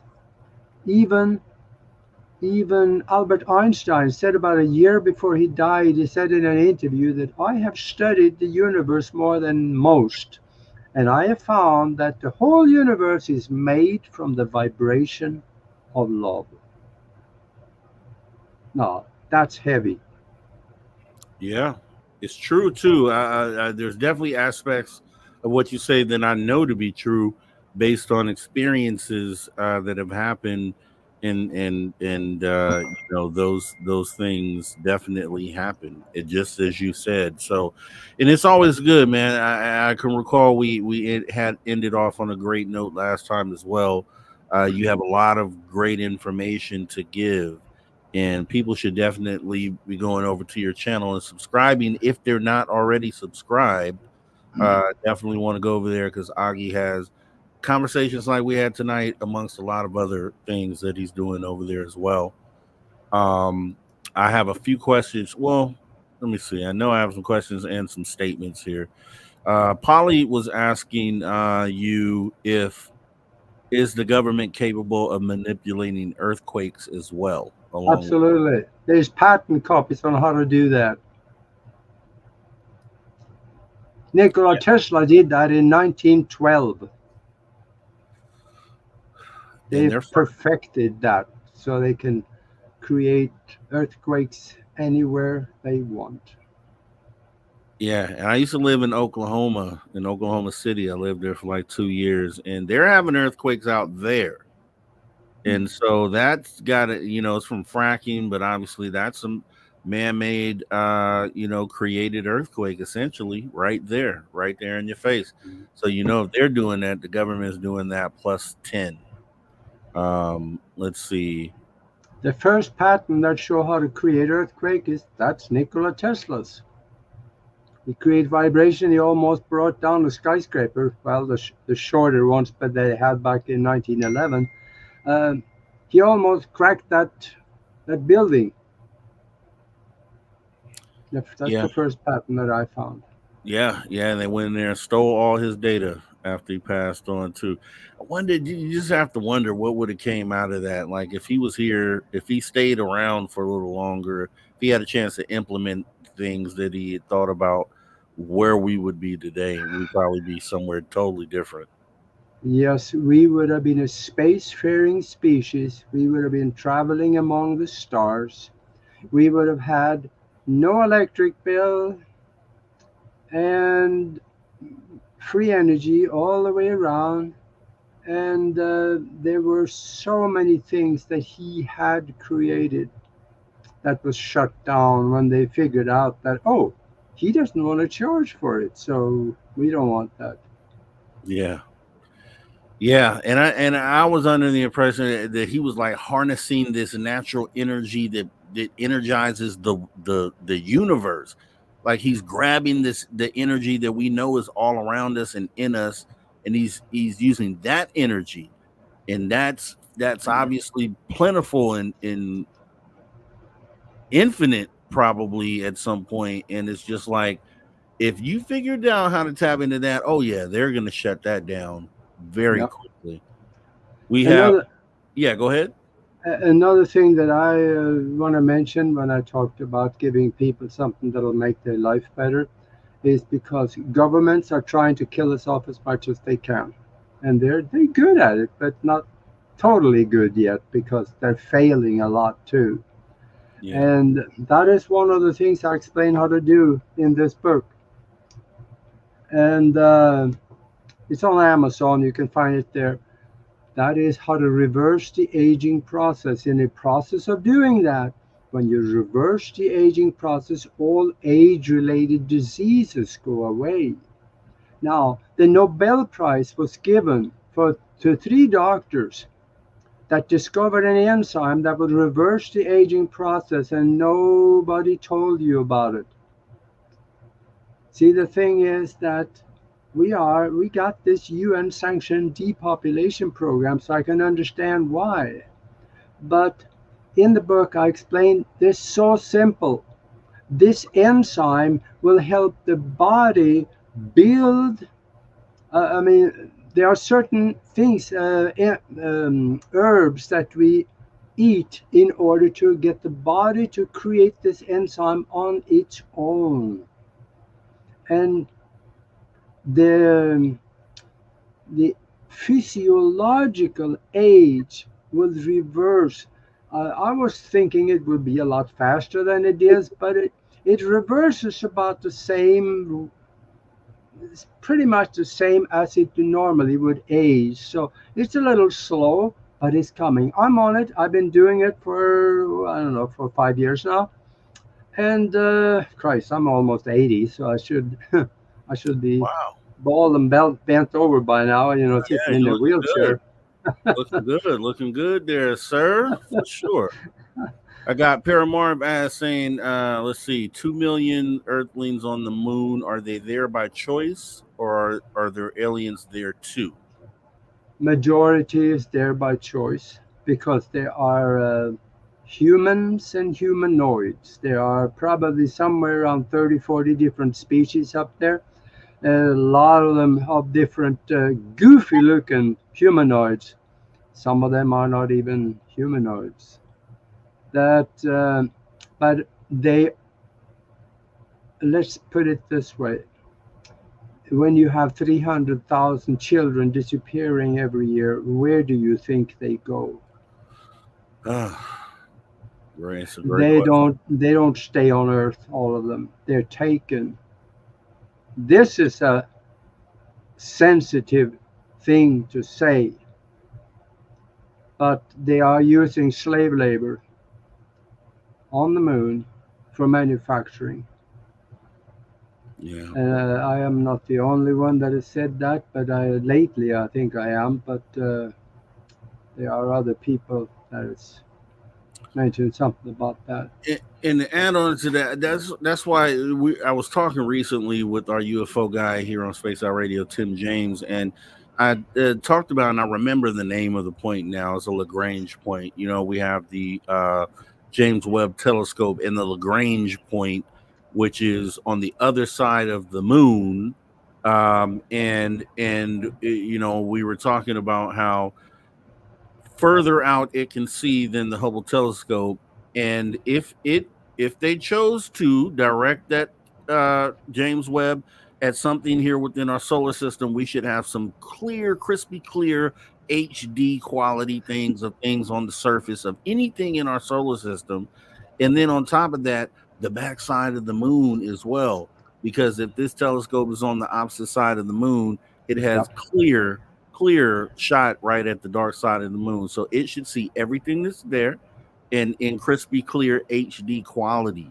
So everything we're talking about here, if there is something on the other side of the moon, if there is this camp there where these people are being taken, then they have the ability to see that, and we'll never get to see it, but I'm sure they're looking at it in crispy clear HD quality, and it's just crazy to think about that.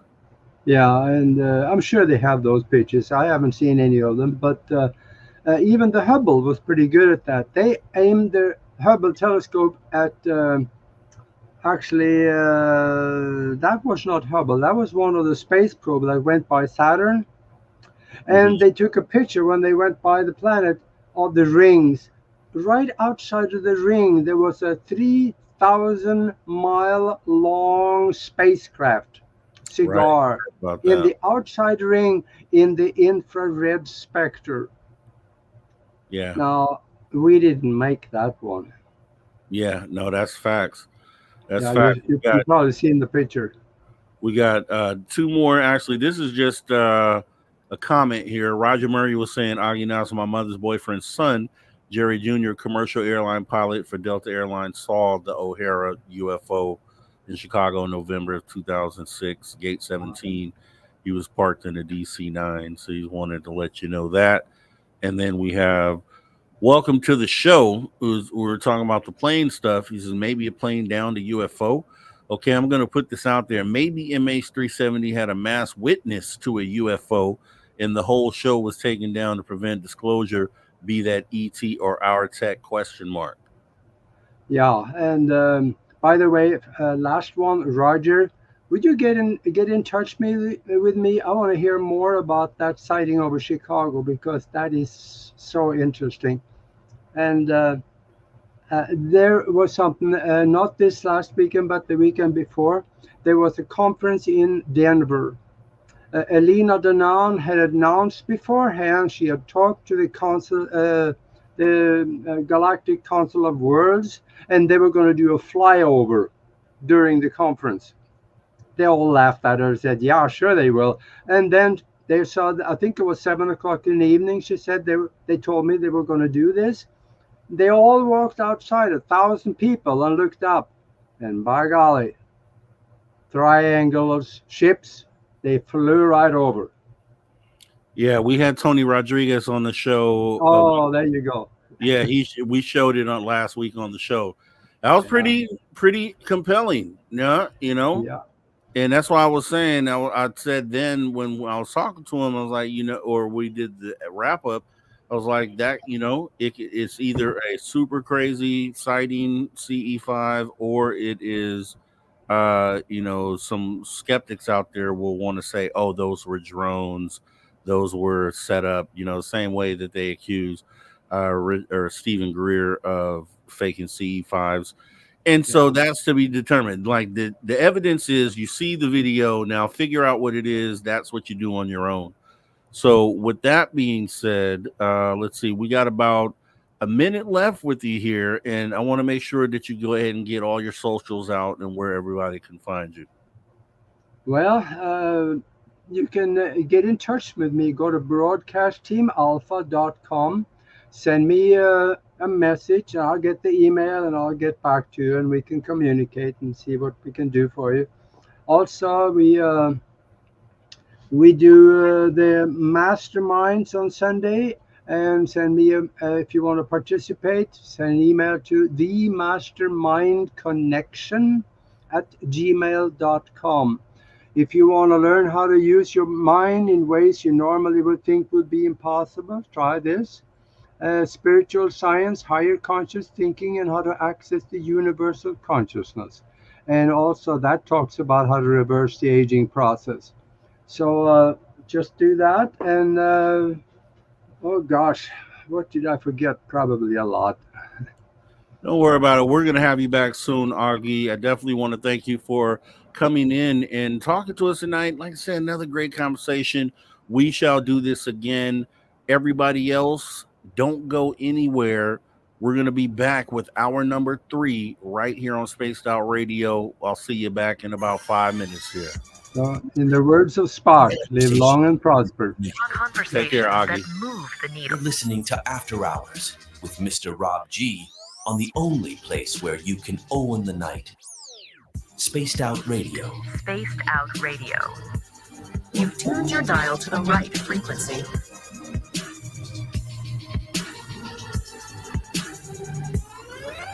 All right. See you guys back here in about 5 minutes.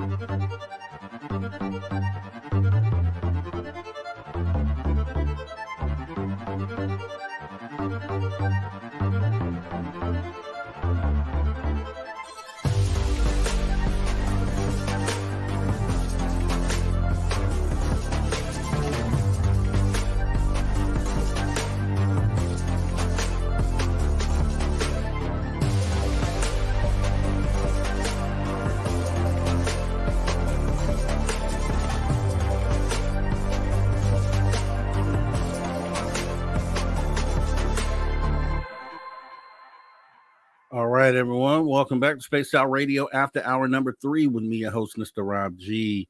As we get ready to come back from radio break here in about 15 seconds, we'll be getting into some Steve Stockton for hour number 3. Also, Drew Banky with After Hours wrap up as I fix my camera. Here we go.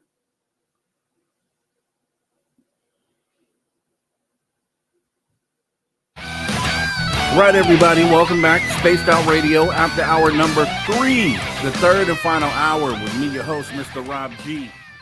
We want to thank Aage Nost for coming in for hours 1 and 2. Fantastic guests. We'll be getting in some Steve Stockton Untold Tales, Untold Missing Person Mysteries. Also getting with Drew Banky with the After Hours wrap up and some news more to come. You guys can follow us if you're on social media, X or Instagram at Spaced Out Radio, Spaced Out Radio Show. As we get back into it here, and we're going to jump right on into it. We're going to get into some Steve Stockton, Tales Untold, Missing Persons, Mysteries, and here we go. Welcome to Tales Untold and Missing Persons Mysteries on Spaced Out Radio's After Hours. My name is Steve Stockton, and I'm here to take you on a journey of mysteries, legends, and true stories. Come, join me on this strange adventure of Tales Untold and Missing Person Mysteries. Park rangers are very familiar with the missing person phenomenon, which happens in parks around the world, and were actually among the first to write about it. But what happens when one of these rangers themselves go missing? Ranger Ralph W. Heath. Ralph W. Heath was a park ranger at Baxter State Park in Maine, United States, who allegedly died of exposure while attempting to rescue a woman who was lost on Mount Katahdin in 1963. On Monday, October 28th of that year, 2 women, Helen Mower and Margaret Ibisek, both from Concord, Massachusetts, took the Cathedral Trail and climbed Baxter Peak on the mountain. They reached the summit and stopped to have lunch at around 1:30 in the afternoon. When the 2 friends decided to start their hike again and head back down, they had a small argument over the route Margaret wanted to take. Helen simply wanted to go back the way they came, but Margaret wanted to bushwhack, which, very simply put, means to leave the established trail or get off the beaten path, as it were. Helen knew how risky this was, although Margaret had more hiking experience than she did, not by much, and only 3 years total. She thought it way too dangerous and stormed off to take Dudley Trail, which was the original trail they had taken to get there in the first place, and let her friend make her own mistakes and go her own way. It was a decision she would later regret very much. Margaret, on the other hand, thought she was taking a shortcut and laughed off her friend's warnings, and they went their separate ways, agreeing to meet at the Chimney Pond lean-to. When Helen reached the final destination and saw there was no sign of Margaret, she decided to wait, but got very worried very quickly. Though it was a nice and sunny day out that day, a nor'easter was blowing in, and the weather was about to very quickly take a turn for the worse. She started calling for Margaret at the headwell, near and towards the mountain itself. She was pleasantly surprised when she heard her friend respond and started calling back, despite the fact she was asking for help. Margaret yelled that she was not hurt, but was stuck in the treacherous terrain and wouldn't possibly be able to continue her turn back, and pleaded with Helen to go and get some help. This is when Helen made her way to the ranger station and encountered Ranger Ralph Heath having dinner. She explained the situation, and Ralph immediately knew how dangerous that path was and how serious a problem they had. He was, however, thanking his lucky stars, in his mind at least, that there hadn't been any snowfall, at least not yet. As any other year, for as far back as he could remember, there would have been snow covering the mountain for weeks at that point in the year.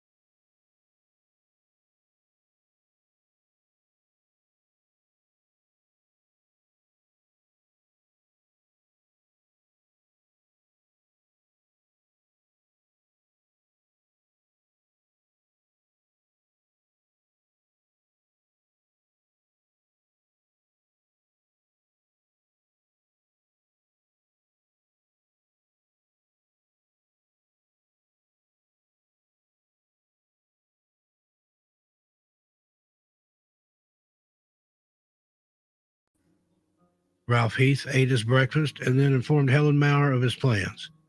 He was going to ascend the ravine from Chimney Pond, climb straight up the head wall and into the waterfall, where he would provide comfort to Barbara, and if he couldn't manage to rescue her himself, at least she wouldn't be scared alone, and he would wait with her until the additional resources arrived to get them both out.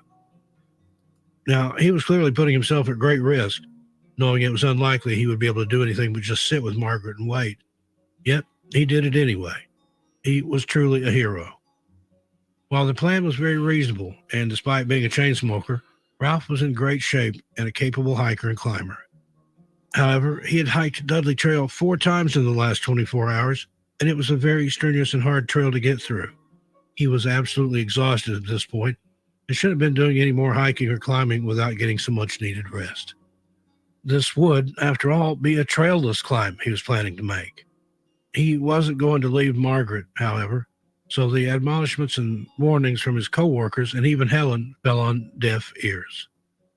Ralph reached Barbara just as Hurricane Jenny reached the mountain.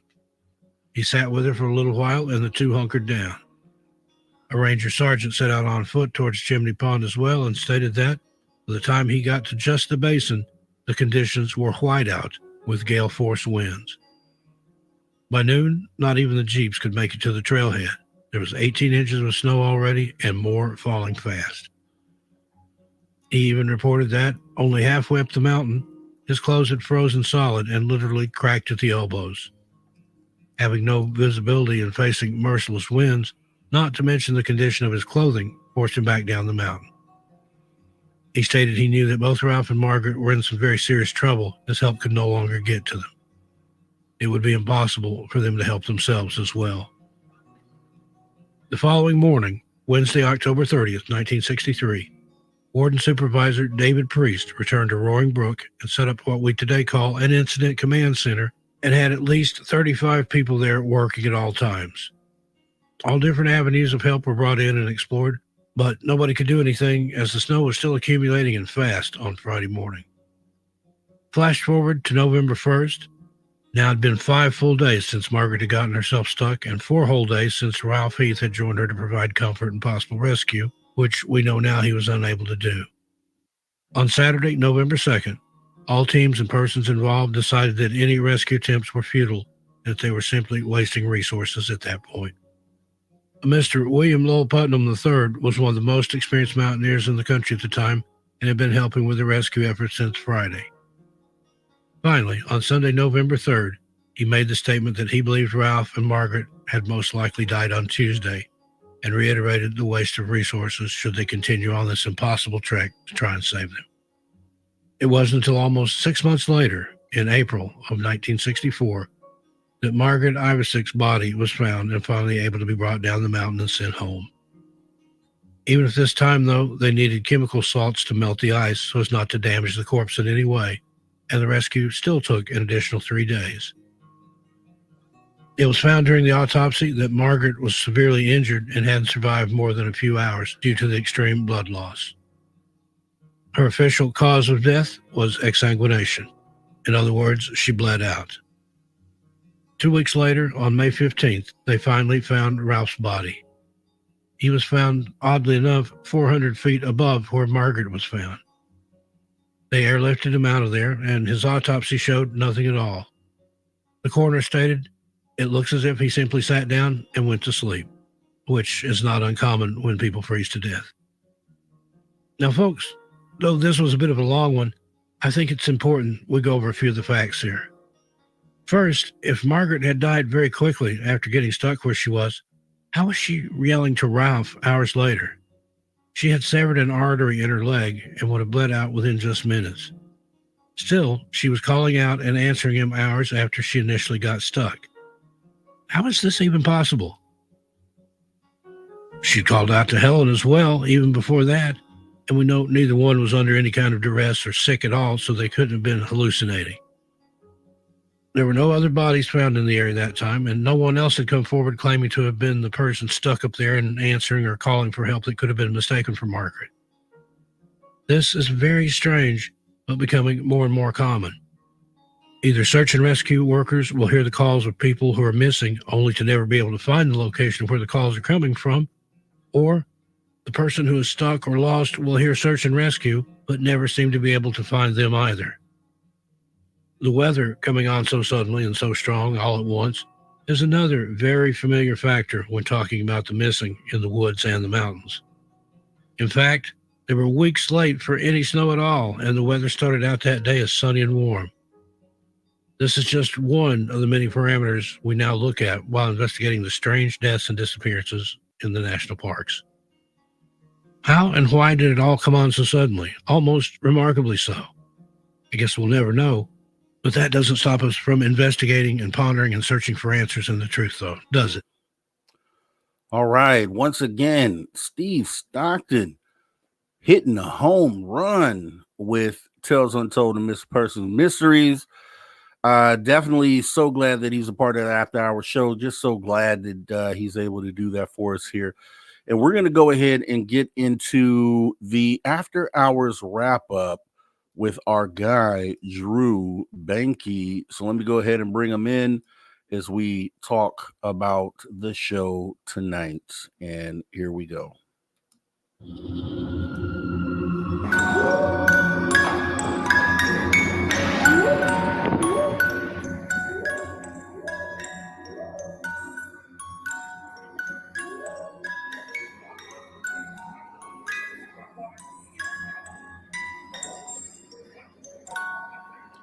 All right.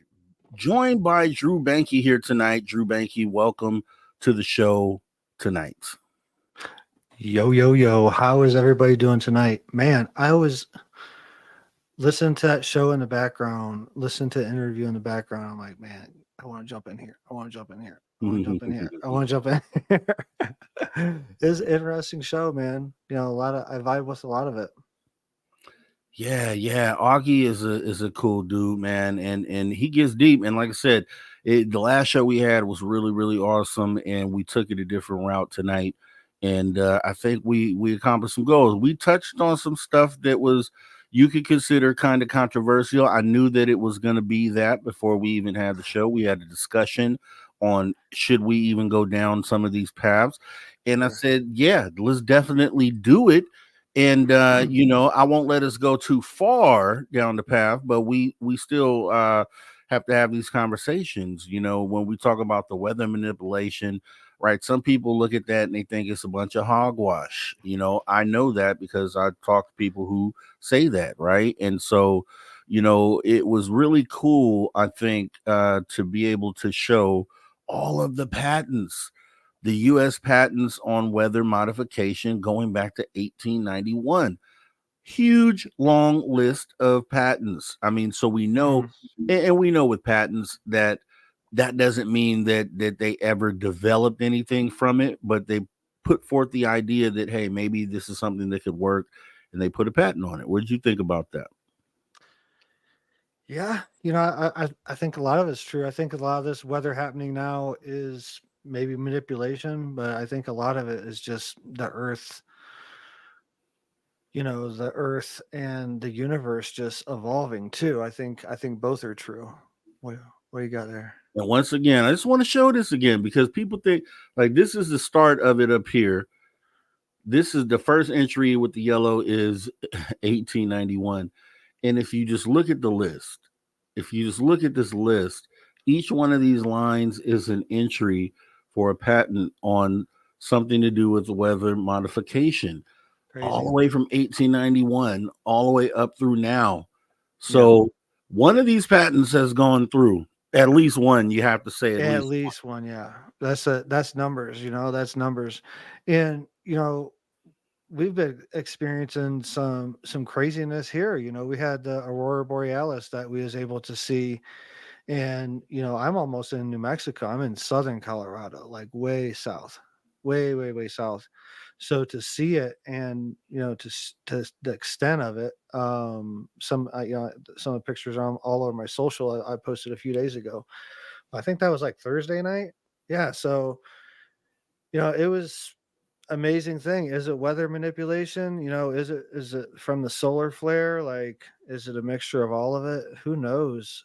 But yeah, there's a lot going on, you know, and like I've always said, we've known that the powers to be have been putting us through a ringer, putting us in, holding us in the dark, and not telling us the truth on pretty much everything. They give us half truths on everything, treating us like children, the general public, and that's that goes that extent goes way deeper than any of us can really ever imagine.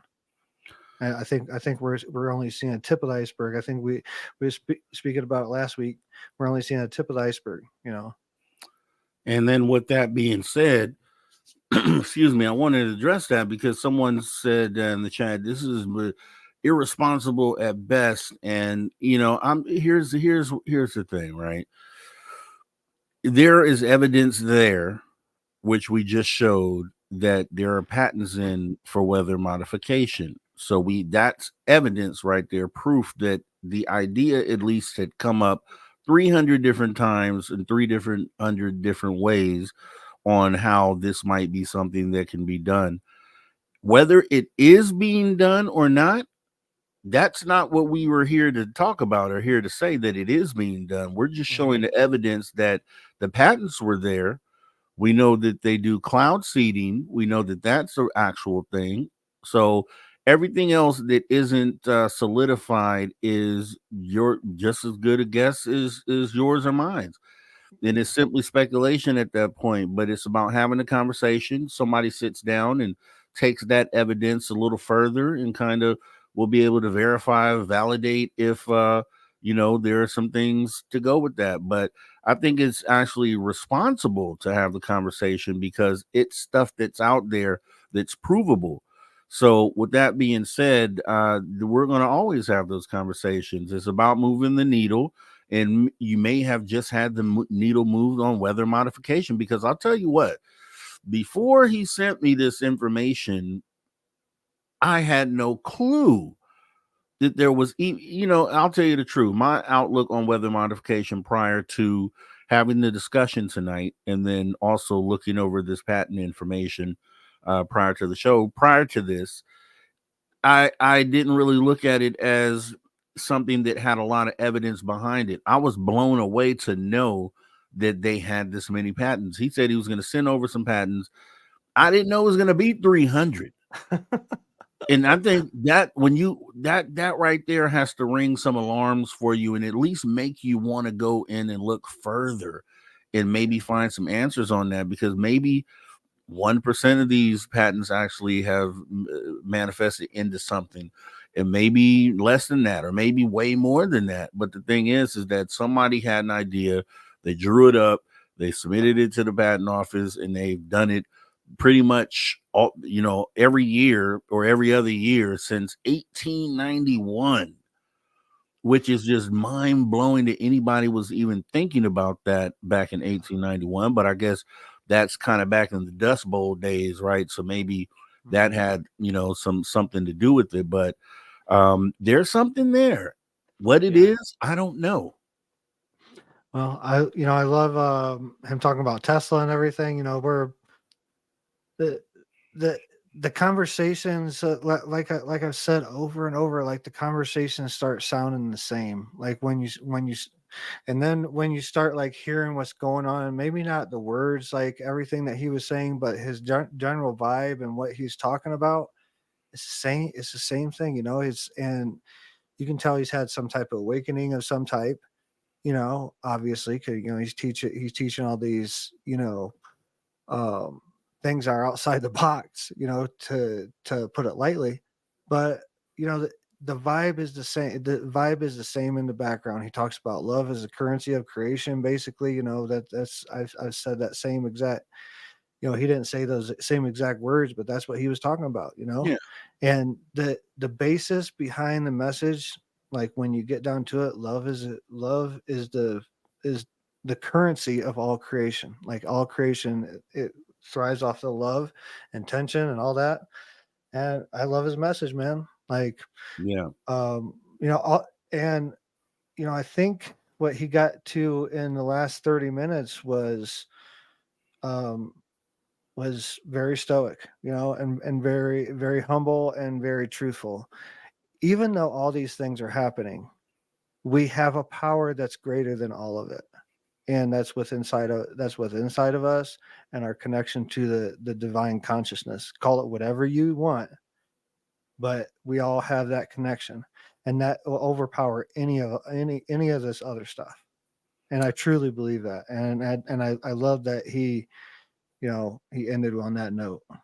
Yeah, definitely. Augie's that kind of guy. If like I said, the previous conversation we had was more along those lines of spiritual enlightenment, and that's his bag. That's what he does. And we took a different approach tonight to talk about. He wanted to talk about the weather patterns. He thought that it was strange that some things happened, and I was like, yeah, let's do it. Why not? Why not have that conversation? And we were really just going to touch on it lightly until he sent me that information. And I was like, whoa, there's something to this here. There's at least a conversation to have behind this. Yeah. And then some of the other things that we talked about, like the, just the whole government aspect. You see what his outlook is. And I agree with a lot of stuff he said. That's why I said it's like a personal Rolodex of individuals that I've talked to before, and I know the thought process, and I know that these people want to have good conversations and want to have conversations that matter and change things and move the needle. And that's what we do here. Yeah. I love it, and I love what he was talking about. Yeah. I'm gonna turn this on airplane mode so it stops buzzing. Yeah, we got about 30 seconds here before we go to radio break. So, yeah, with that being said, I just want to thank again Aage Nost. He'll be back. We're going to have him back for sure. And we are definitely going to have other conversations as well. You talk to people about the niche that they're in, or the things like first time we talk spiritual awakening. Okay, you don't talk about that every time. So you want to get perspectives on other things that are happening from a person who thinks on a spiritual level. But what we're going to do is we're going to go ahead and take a quick break right here as we get ready to go to the last 30 minutes of the show, back half of the hour. You guys don't go anywhere. It's been an awesome show so far. Anything you missed, youtube.com/spacedoutradio. Catch up. We'll be right back right after this break.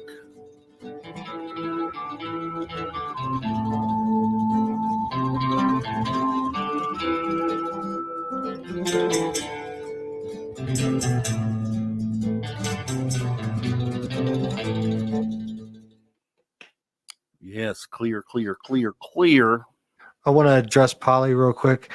She says that sometimes our consciousness seems smaller compared to the lies and the hidden tech and everything from the government. That's part of the process. We have to understand that we're just as big, if not bigger. The power that we can access through pure consciousness, and this takes a pure heart, pure intention, and everything. A lot of what he was talking about. It's when you get that pure intention and everything, the universe is behind you, and that's stronger than anything man-made. Rob, I sent you some pictures about the aurora. If you want to, we can share those. On Facebook? Yeah. From my front porch, dude. Bucket list. 44 years old. Never seen anything like this before. I thought I was going to go to Alaska or something to see it, but oh, man, just so amazing. Yeah, let me bring that up here. I do see that right here. Share screen.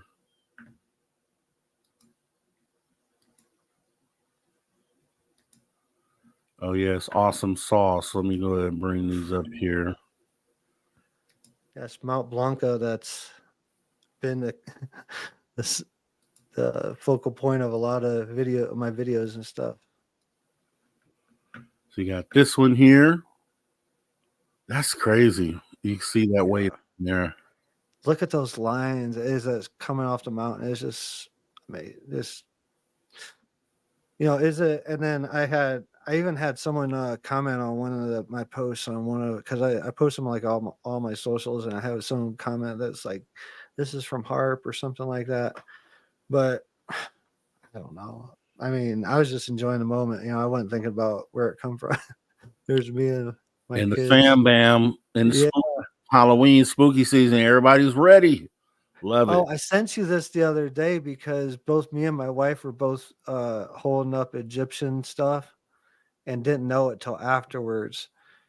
And we were talking about Egyptian stuff like last week, I think, or something. I can't remember when, but that's why I sent you that. But it was funny. Like afterwards, I looked at her. I was like, "You picked that up?" She's like, "Yeah, you picked that up." And it's just the Egyptian thing's a weird connection, but Yeah. And you guys look all happy and stuff, man. I love it. I think that's what I put on the photo. I think I said I love it, man. This is just beautiful, man. I love seeing family things happening, and this is the family time of year we're getting into this month, next month in December. It's all about family, and a lot of cool stuff coming up. A lot of cool opportunities to be with family. yeah, this is gonna be our first year that we're gonna have Christmas with the kids at our house. Normally we go to like Ohio and be a family there, but this is the first time that we're gonna be here in Colorado that the two babies are gonna have Christmas here. So looking forward to that. Yeah. I remember the first year that because that's how we were here. We would go out to other family members' houses, out of state, out of town, always kind of inconveniencing ourselves, sort of. You could look at it like that because you got to make all the arrangements, then do the travel, then travel back and all. And we decided to say, hey, we're not going anywhere this year. We're going to stay at home. And if people want to come, great, you can come. But we're not traveling this year. We're staying right here, and we're going to have Thanksgiving right here. We're going to have Christmas right here. And we kind of been like that since then. And it's beautiful to be able to be at home and do that. Polly says, you got a beautiful family. Thank you, Polly. Yeah, it's only a little bit of. I got two older babies. I got babies. I got one just turned 19, and the other one turned 21 last month. So, Joe Monk says, I've been at this thing for a minute. Yeah, daddy duties. Will standing under the northern lights change our DNA? I think it'll change your consciousness for sure. Like, because when I was out there looking, I was crying, like, straight up. And I don't think that probably doesn't surprise a whole lot of people, but I was definitely tearing up looking at it, because I've been wanting to see it my whole life, and to see it in person, it was just massive, and just breathtaking. So I definitely thought if you could time it to where you're peaking on like ayahuasca to when the northern lights hit, that'd be pretty crazy to see. Like, Yeah. It's almost like getting the northern lights and checking out the northern lights at the same time. If you catch my drift, if you know where I'm going. Yeah. Here we go. We're coming back. All right, everybody. Welcome back to Spaced Out Radio After Hour 2.5. Back last 30 minutes of the show here with Drew Banky as we do the After Hours wrap up and talk about our fantastic guest we had today, Aage Nost, and the interview and things that we covered. We'll be doing more of that, and then I'll get into a few weird news stories in a little bit here. You guys don't go anywhere. We only have about 22 minutes left.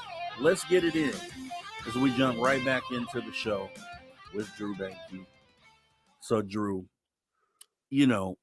tough conversations. We wanted to have them. You were part of that conversation before the show, and you knew where we were going to go down some paths tonight that may be controversial. You heard Aage even during the show, like, I don't know if we should go further down that path, but I'm not, I'm going to be a good host and not allow it to go to that point, right? But we definitely want to make sure that we talk about things that need to be talked about, because where else are you going to talk about them, right? When are you going to talk about them? So is it just a conversation you don't have and you just never have the conversation? Well, I don't agree with that.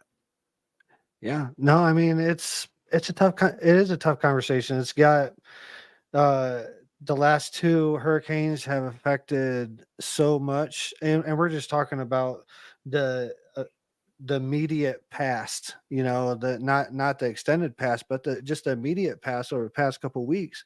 We've had two major storms, lots of loss of life. Uh, my two older kids in Georgia, right down the road from them on the same street that they live on, a tree fell through a house, and unfortunately, two elementary school children were killed when Wow. that tree fell through the house. And that's just one case. I mean, you know, there's tons other travesties out there, lots of loss of life. So it is a hard question because, you know, who knows who's listened to the show, who's connected to who, and what has happened. So it brings up a lot of emotion. Even if you weren't there, it's got to bring up a lot of emotion. You know, if you're a caring person, like, you know that people are being affected by this, losing their house, losing lives, losing loved ones. You know, the list goes on and on and on, and they're still recovering from it. You know, True.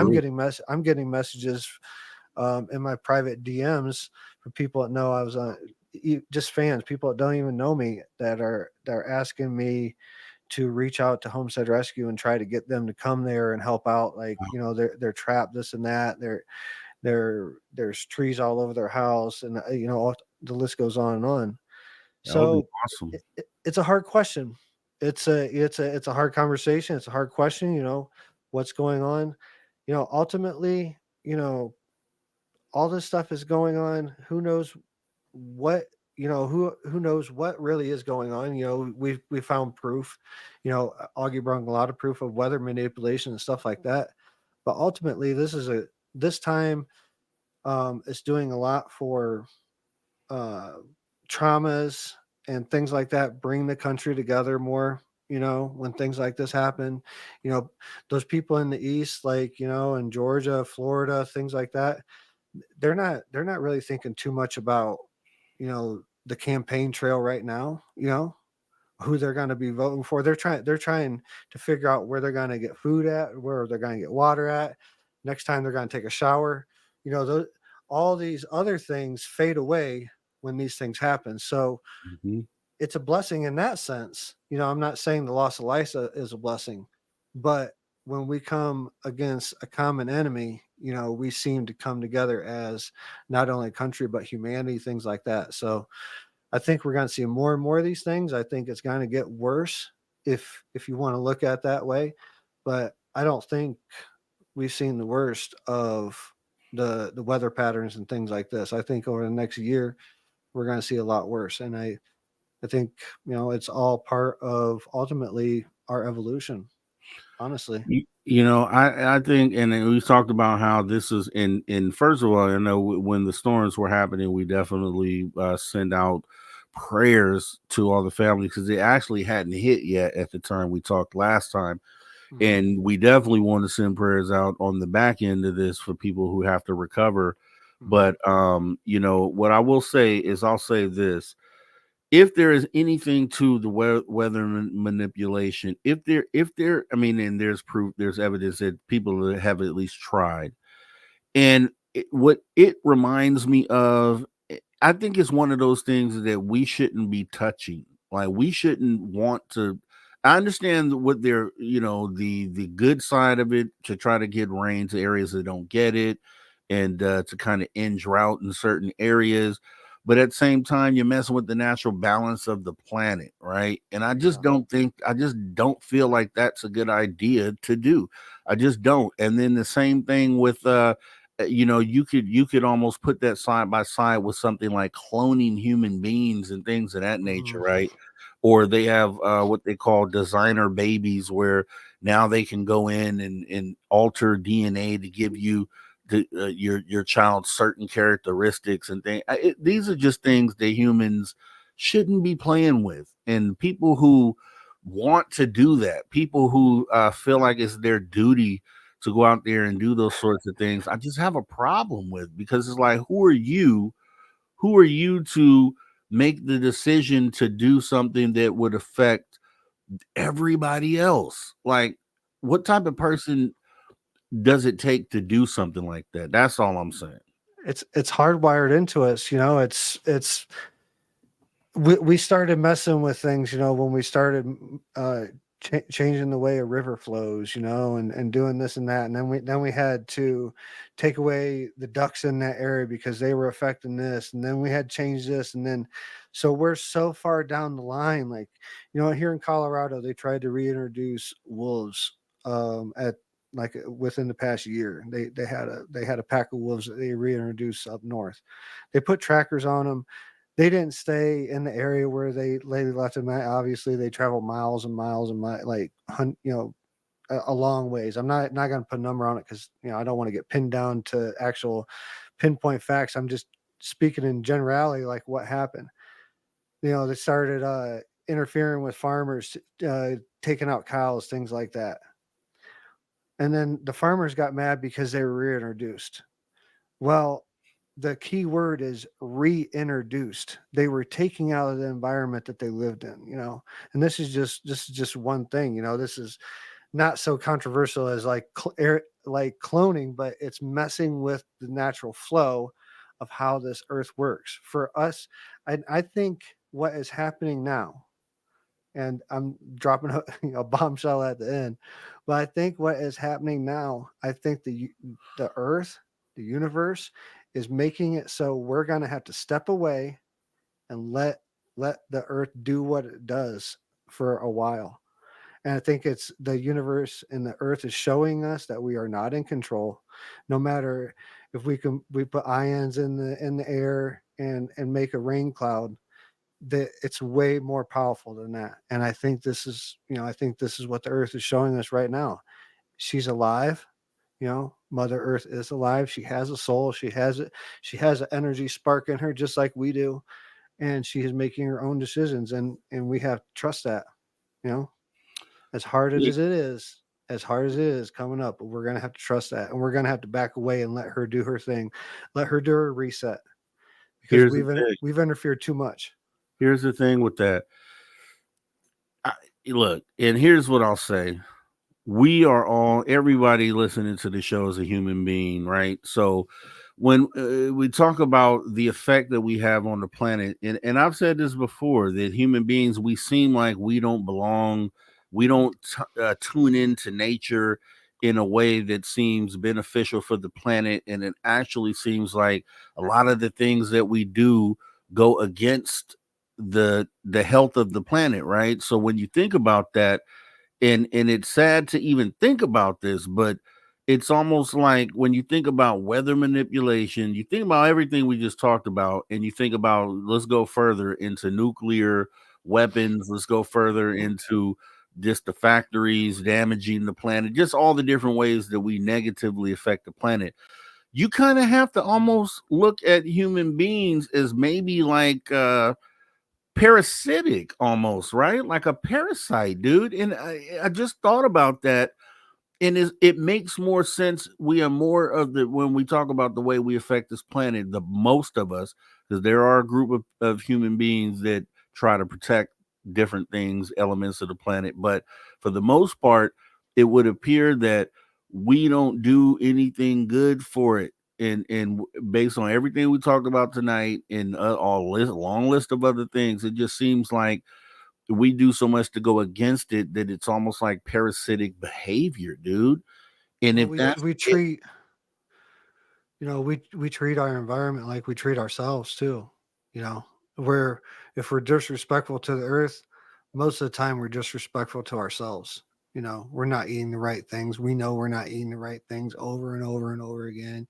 We're not making the right decision. We're giving into temptation, and doing things like that. And that's most, and that's, I'm not attacking the general public. That's just the way we are, and we're that of design of ourselves. We've designed ourselves to be that way.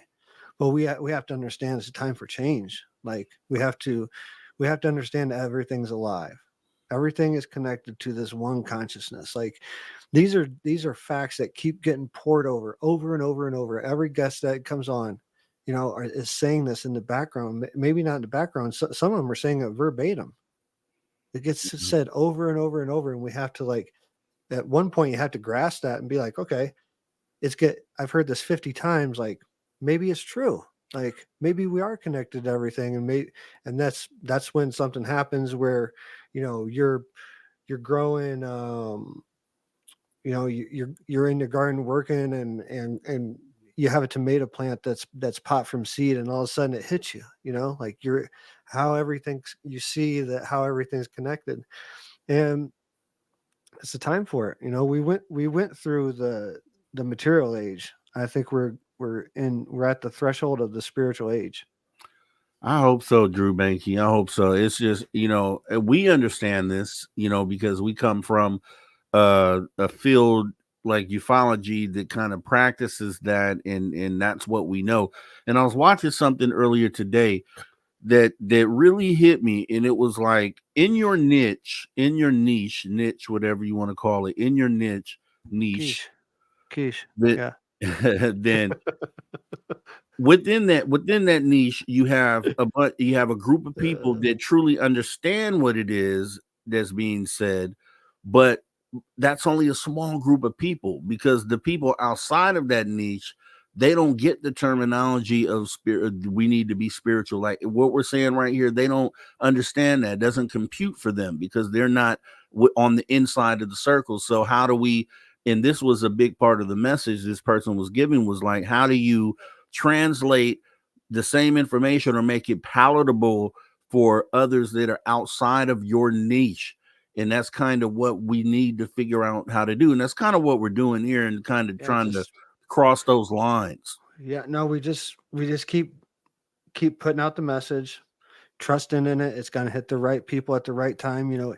Each show, it hits another person, each sentence, each clip that goes out, on each reel that goes out, that I post, you post, whatever, it hits a new person, it hits the right person. And you have to trust, like, one thing that we know, whatever we're communing with, outside of ourselves, within ourselves, if it is ourselves, whatever, that higher power, we can definitely all agree that it is much smarter than us, and I really truly believe it has our best interests at heart. So that being said, like I prayed to Earth one time, like, I asked Earth, I was like, am I wasting my time picking up this trash while I'm hiking? Said, I wouldn't call it. And what was the response was from the Earth or whatever, the universe, is like, was not necessarily wasting my time, but I'm not trusting in the process. I need to worry about myself. I need to pick out the trash within myself. And that's why I was externalizing and not going within myself to pick out those things that needed out. The Earth is a much bigger and much more advanced being than we are. Yeah. And she knows what she's doing. And we need to step back and let her do what she's doing. She'll heal herself for sure, Yeah. but we need to get out of the way. We need to get out of the way and stop thinking that we need to press a button or do this or add this or this. Or, we need to take our hands out of the situation and just let it do what it's going to do. Like, because this the whole thing with weather manipulation. What do we need to do to counteract that balance? All we need to do is step back and worry about ourselves. The more that each one of us that heals our individual self, the collective consciousness of the whole will heal. Yeah, and I get that, and I understand that. But think of it like this: think of like religion, right? People who have read the Bible a million times, they know all the verses, the scriptures, and if they were to come and speak to someone who doesn't know the Bible, who's never read it, then when they speak religious talk, it doesn't translate to that person until that person is able to learn the terminology and then is able to have the conversation. But until then, it's almost like you're speaking a foreign language. Mm-hmm. And with that being said, that's kind of the thing that we forget, is that when we have these conversations, we speak with jargon. We speak with jargon that only pertains to our niche. Right? When we say spirituality, we say ascension, we say fractals, and all these words that we use that don't mean anything to people outside of this. So it's like we have to find a way to dumb that down, or to say things in a way that also translate well to those other people, because instead of them spending the time to learn what we're saying, what it means, the definition, and trying to translate it into something they understand, that we should just, as the deliverers of the information, maybe just dumb it down in a way that kind of crosses borders. And because as we talk here together and with our audience here, they understand these types of things. But if you get an outsider that comes in tonight, they're like, what the hell are they talking about? Like, they're I talking get it. about ascension, and what does that even mean? Like, but then when you explain it, then they understand it. But taking that time to get them to understand it is the thing. When instead of doing that, we could just dumb down what we're saying, or say it in a way that translates instantly to where it's understandable instantly across all lines, right? And I think that's kind of the approach that we need to take, because I think we get so wrapped up, we get so comfortable with talking to other people that already understand this language, right? And it's like that's kind of, I think, what we need to do to kind of spread this out. Because think of this, and I thought about this too, right? As far as human beings, like the parasitic behavior that we have when it comes really to everything, it would make sense why extraterrestrials wouldn't want us out there in space, right? If we're a parasite and we bring these same behaviors over to other places, why would someone want that out there? And think if cancer cells were living or conscious, right? If cancer, and they could be, who knows? But if cancer cells were conscious and they had identities, they would think they're okay people too, right? Even though they are diseases that feed in a parasitic behavior on a body and ultimately cause demise, right? But and that could be the same thing that we're dealing with as human beings, as a collective. We are just not good for planets and for planetary things, and we're not the thing. We're not, y'all know, you understand what I'm saying there, right? No, we got a lot of growing up to do. But to your point of, we need to talk to a broader audience, and I think that that's ultimately what you're talking about. We need to think about our verbiage and target a larger audience.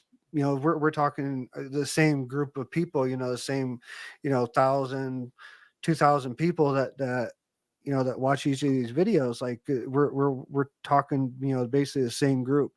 I went through a lot of this, like when I was traveling to New York to talk to Ian, on Locked In, because I knew I was going to talk to a totally different audience, that never heard any a lot of this stuff. So I had to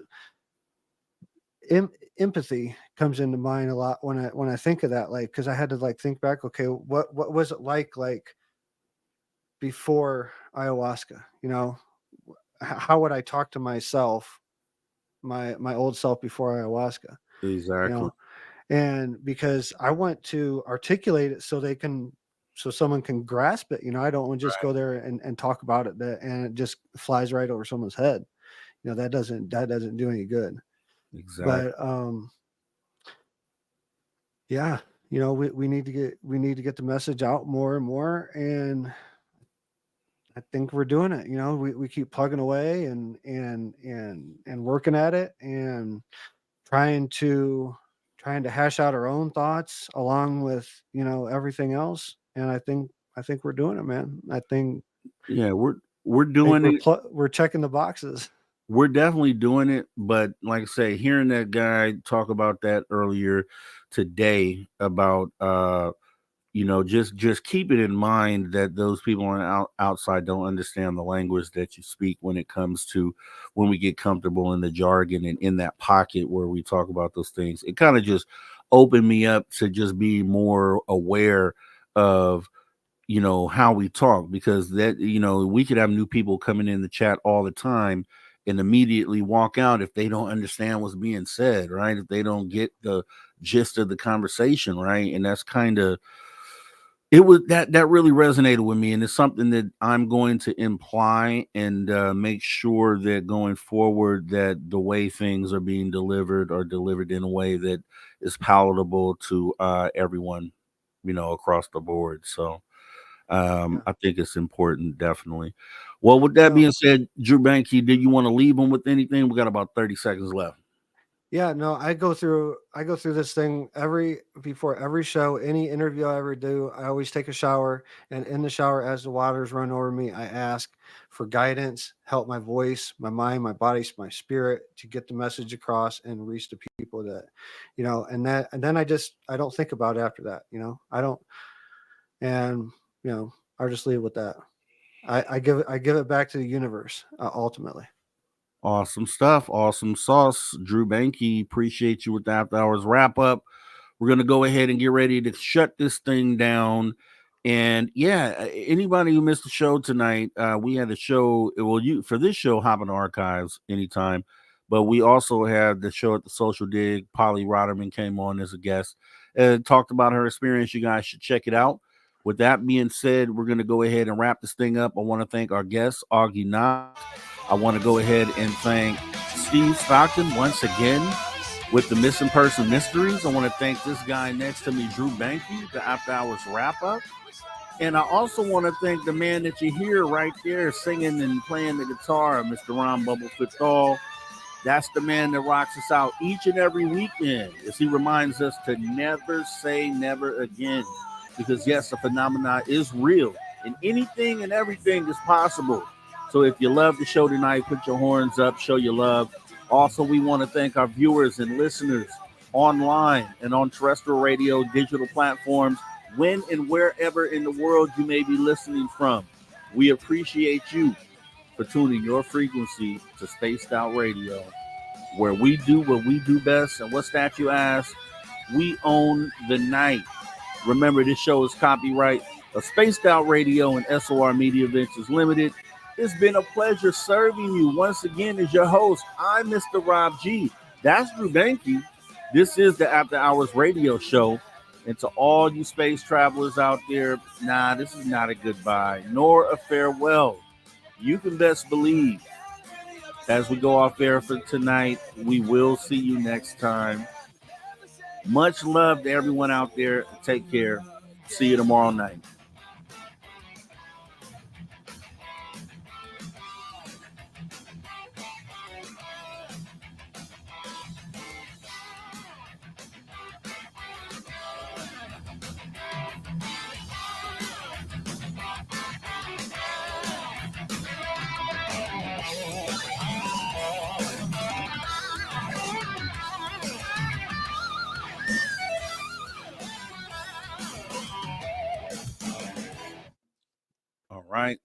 All right. Awesome stuff. Awesome show. Thank you, CS, for the super chat.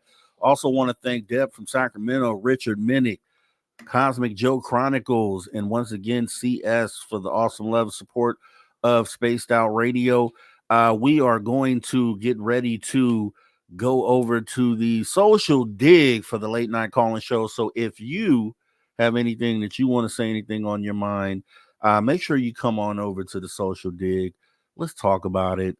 And we'll kind of go from there. And then, yes, we will be right back here tomorrow with our guest. And I don't want to mispronounce his name, so I'm just going to say Andrew. Andrew will be joining us tomorrow, and we have some good stuff going on tomorrow. And we have a lot of stuff planned for the next few weeks. So this is spooky month. You guys definitely want to stay tuned. And I will see you back here tomorrow, guys. You guys have a great rest of your night. And, Joe Monk is like, good night, travelers. Wait, where's the next Rob thing? If you guys wouldn't mind, I know someone has the link. If you could put it in the chat. It's right over at the Social Dig, Joe Monk. If you don't know your way over there, somebody will drop it on you. And I will see you over there in about 30 minutes. Let me take a break, and I'll see you there. You guys all take care.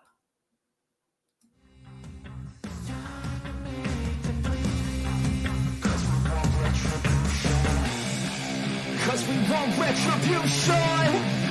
Oh yeah, we want retribution. Oh yeah, we want retribution.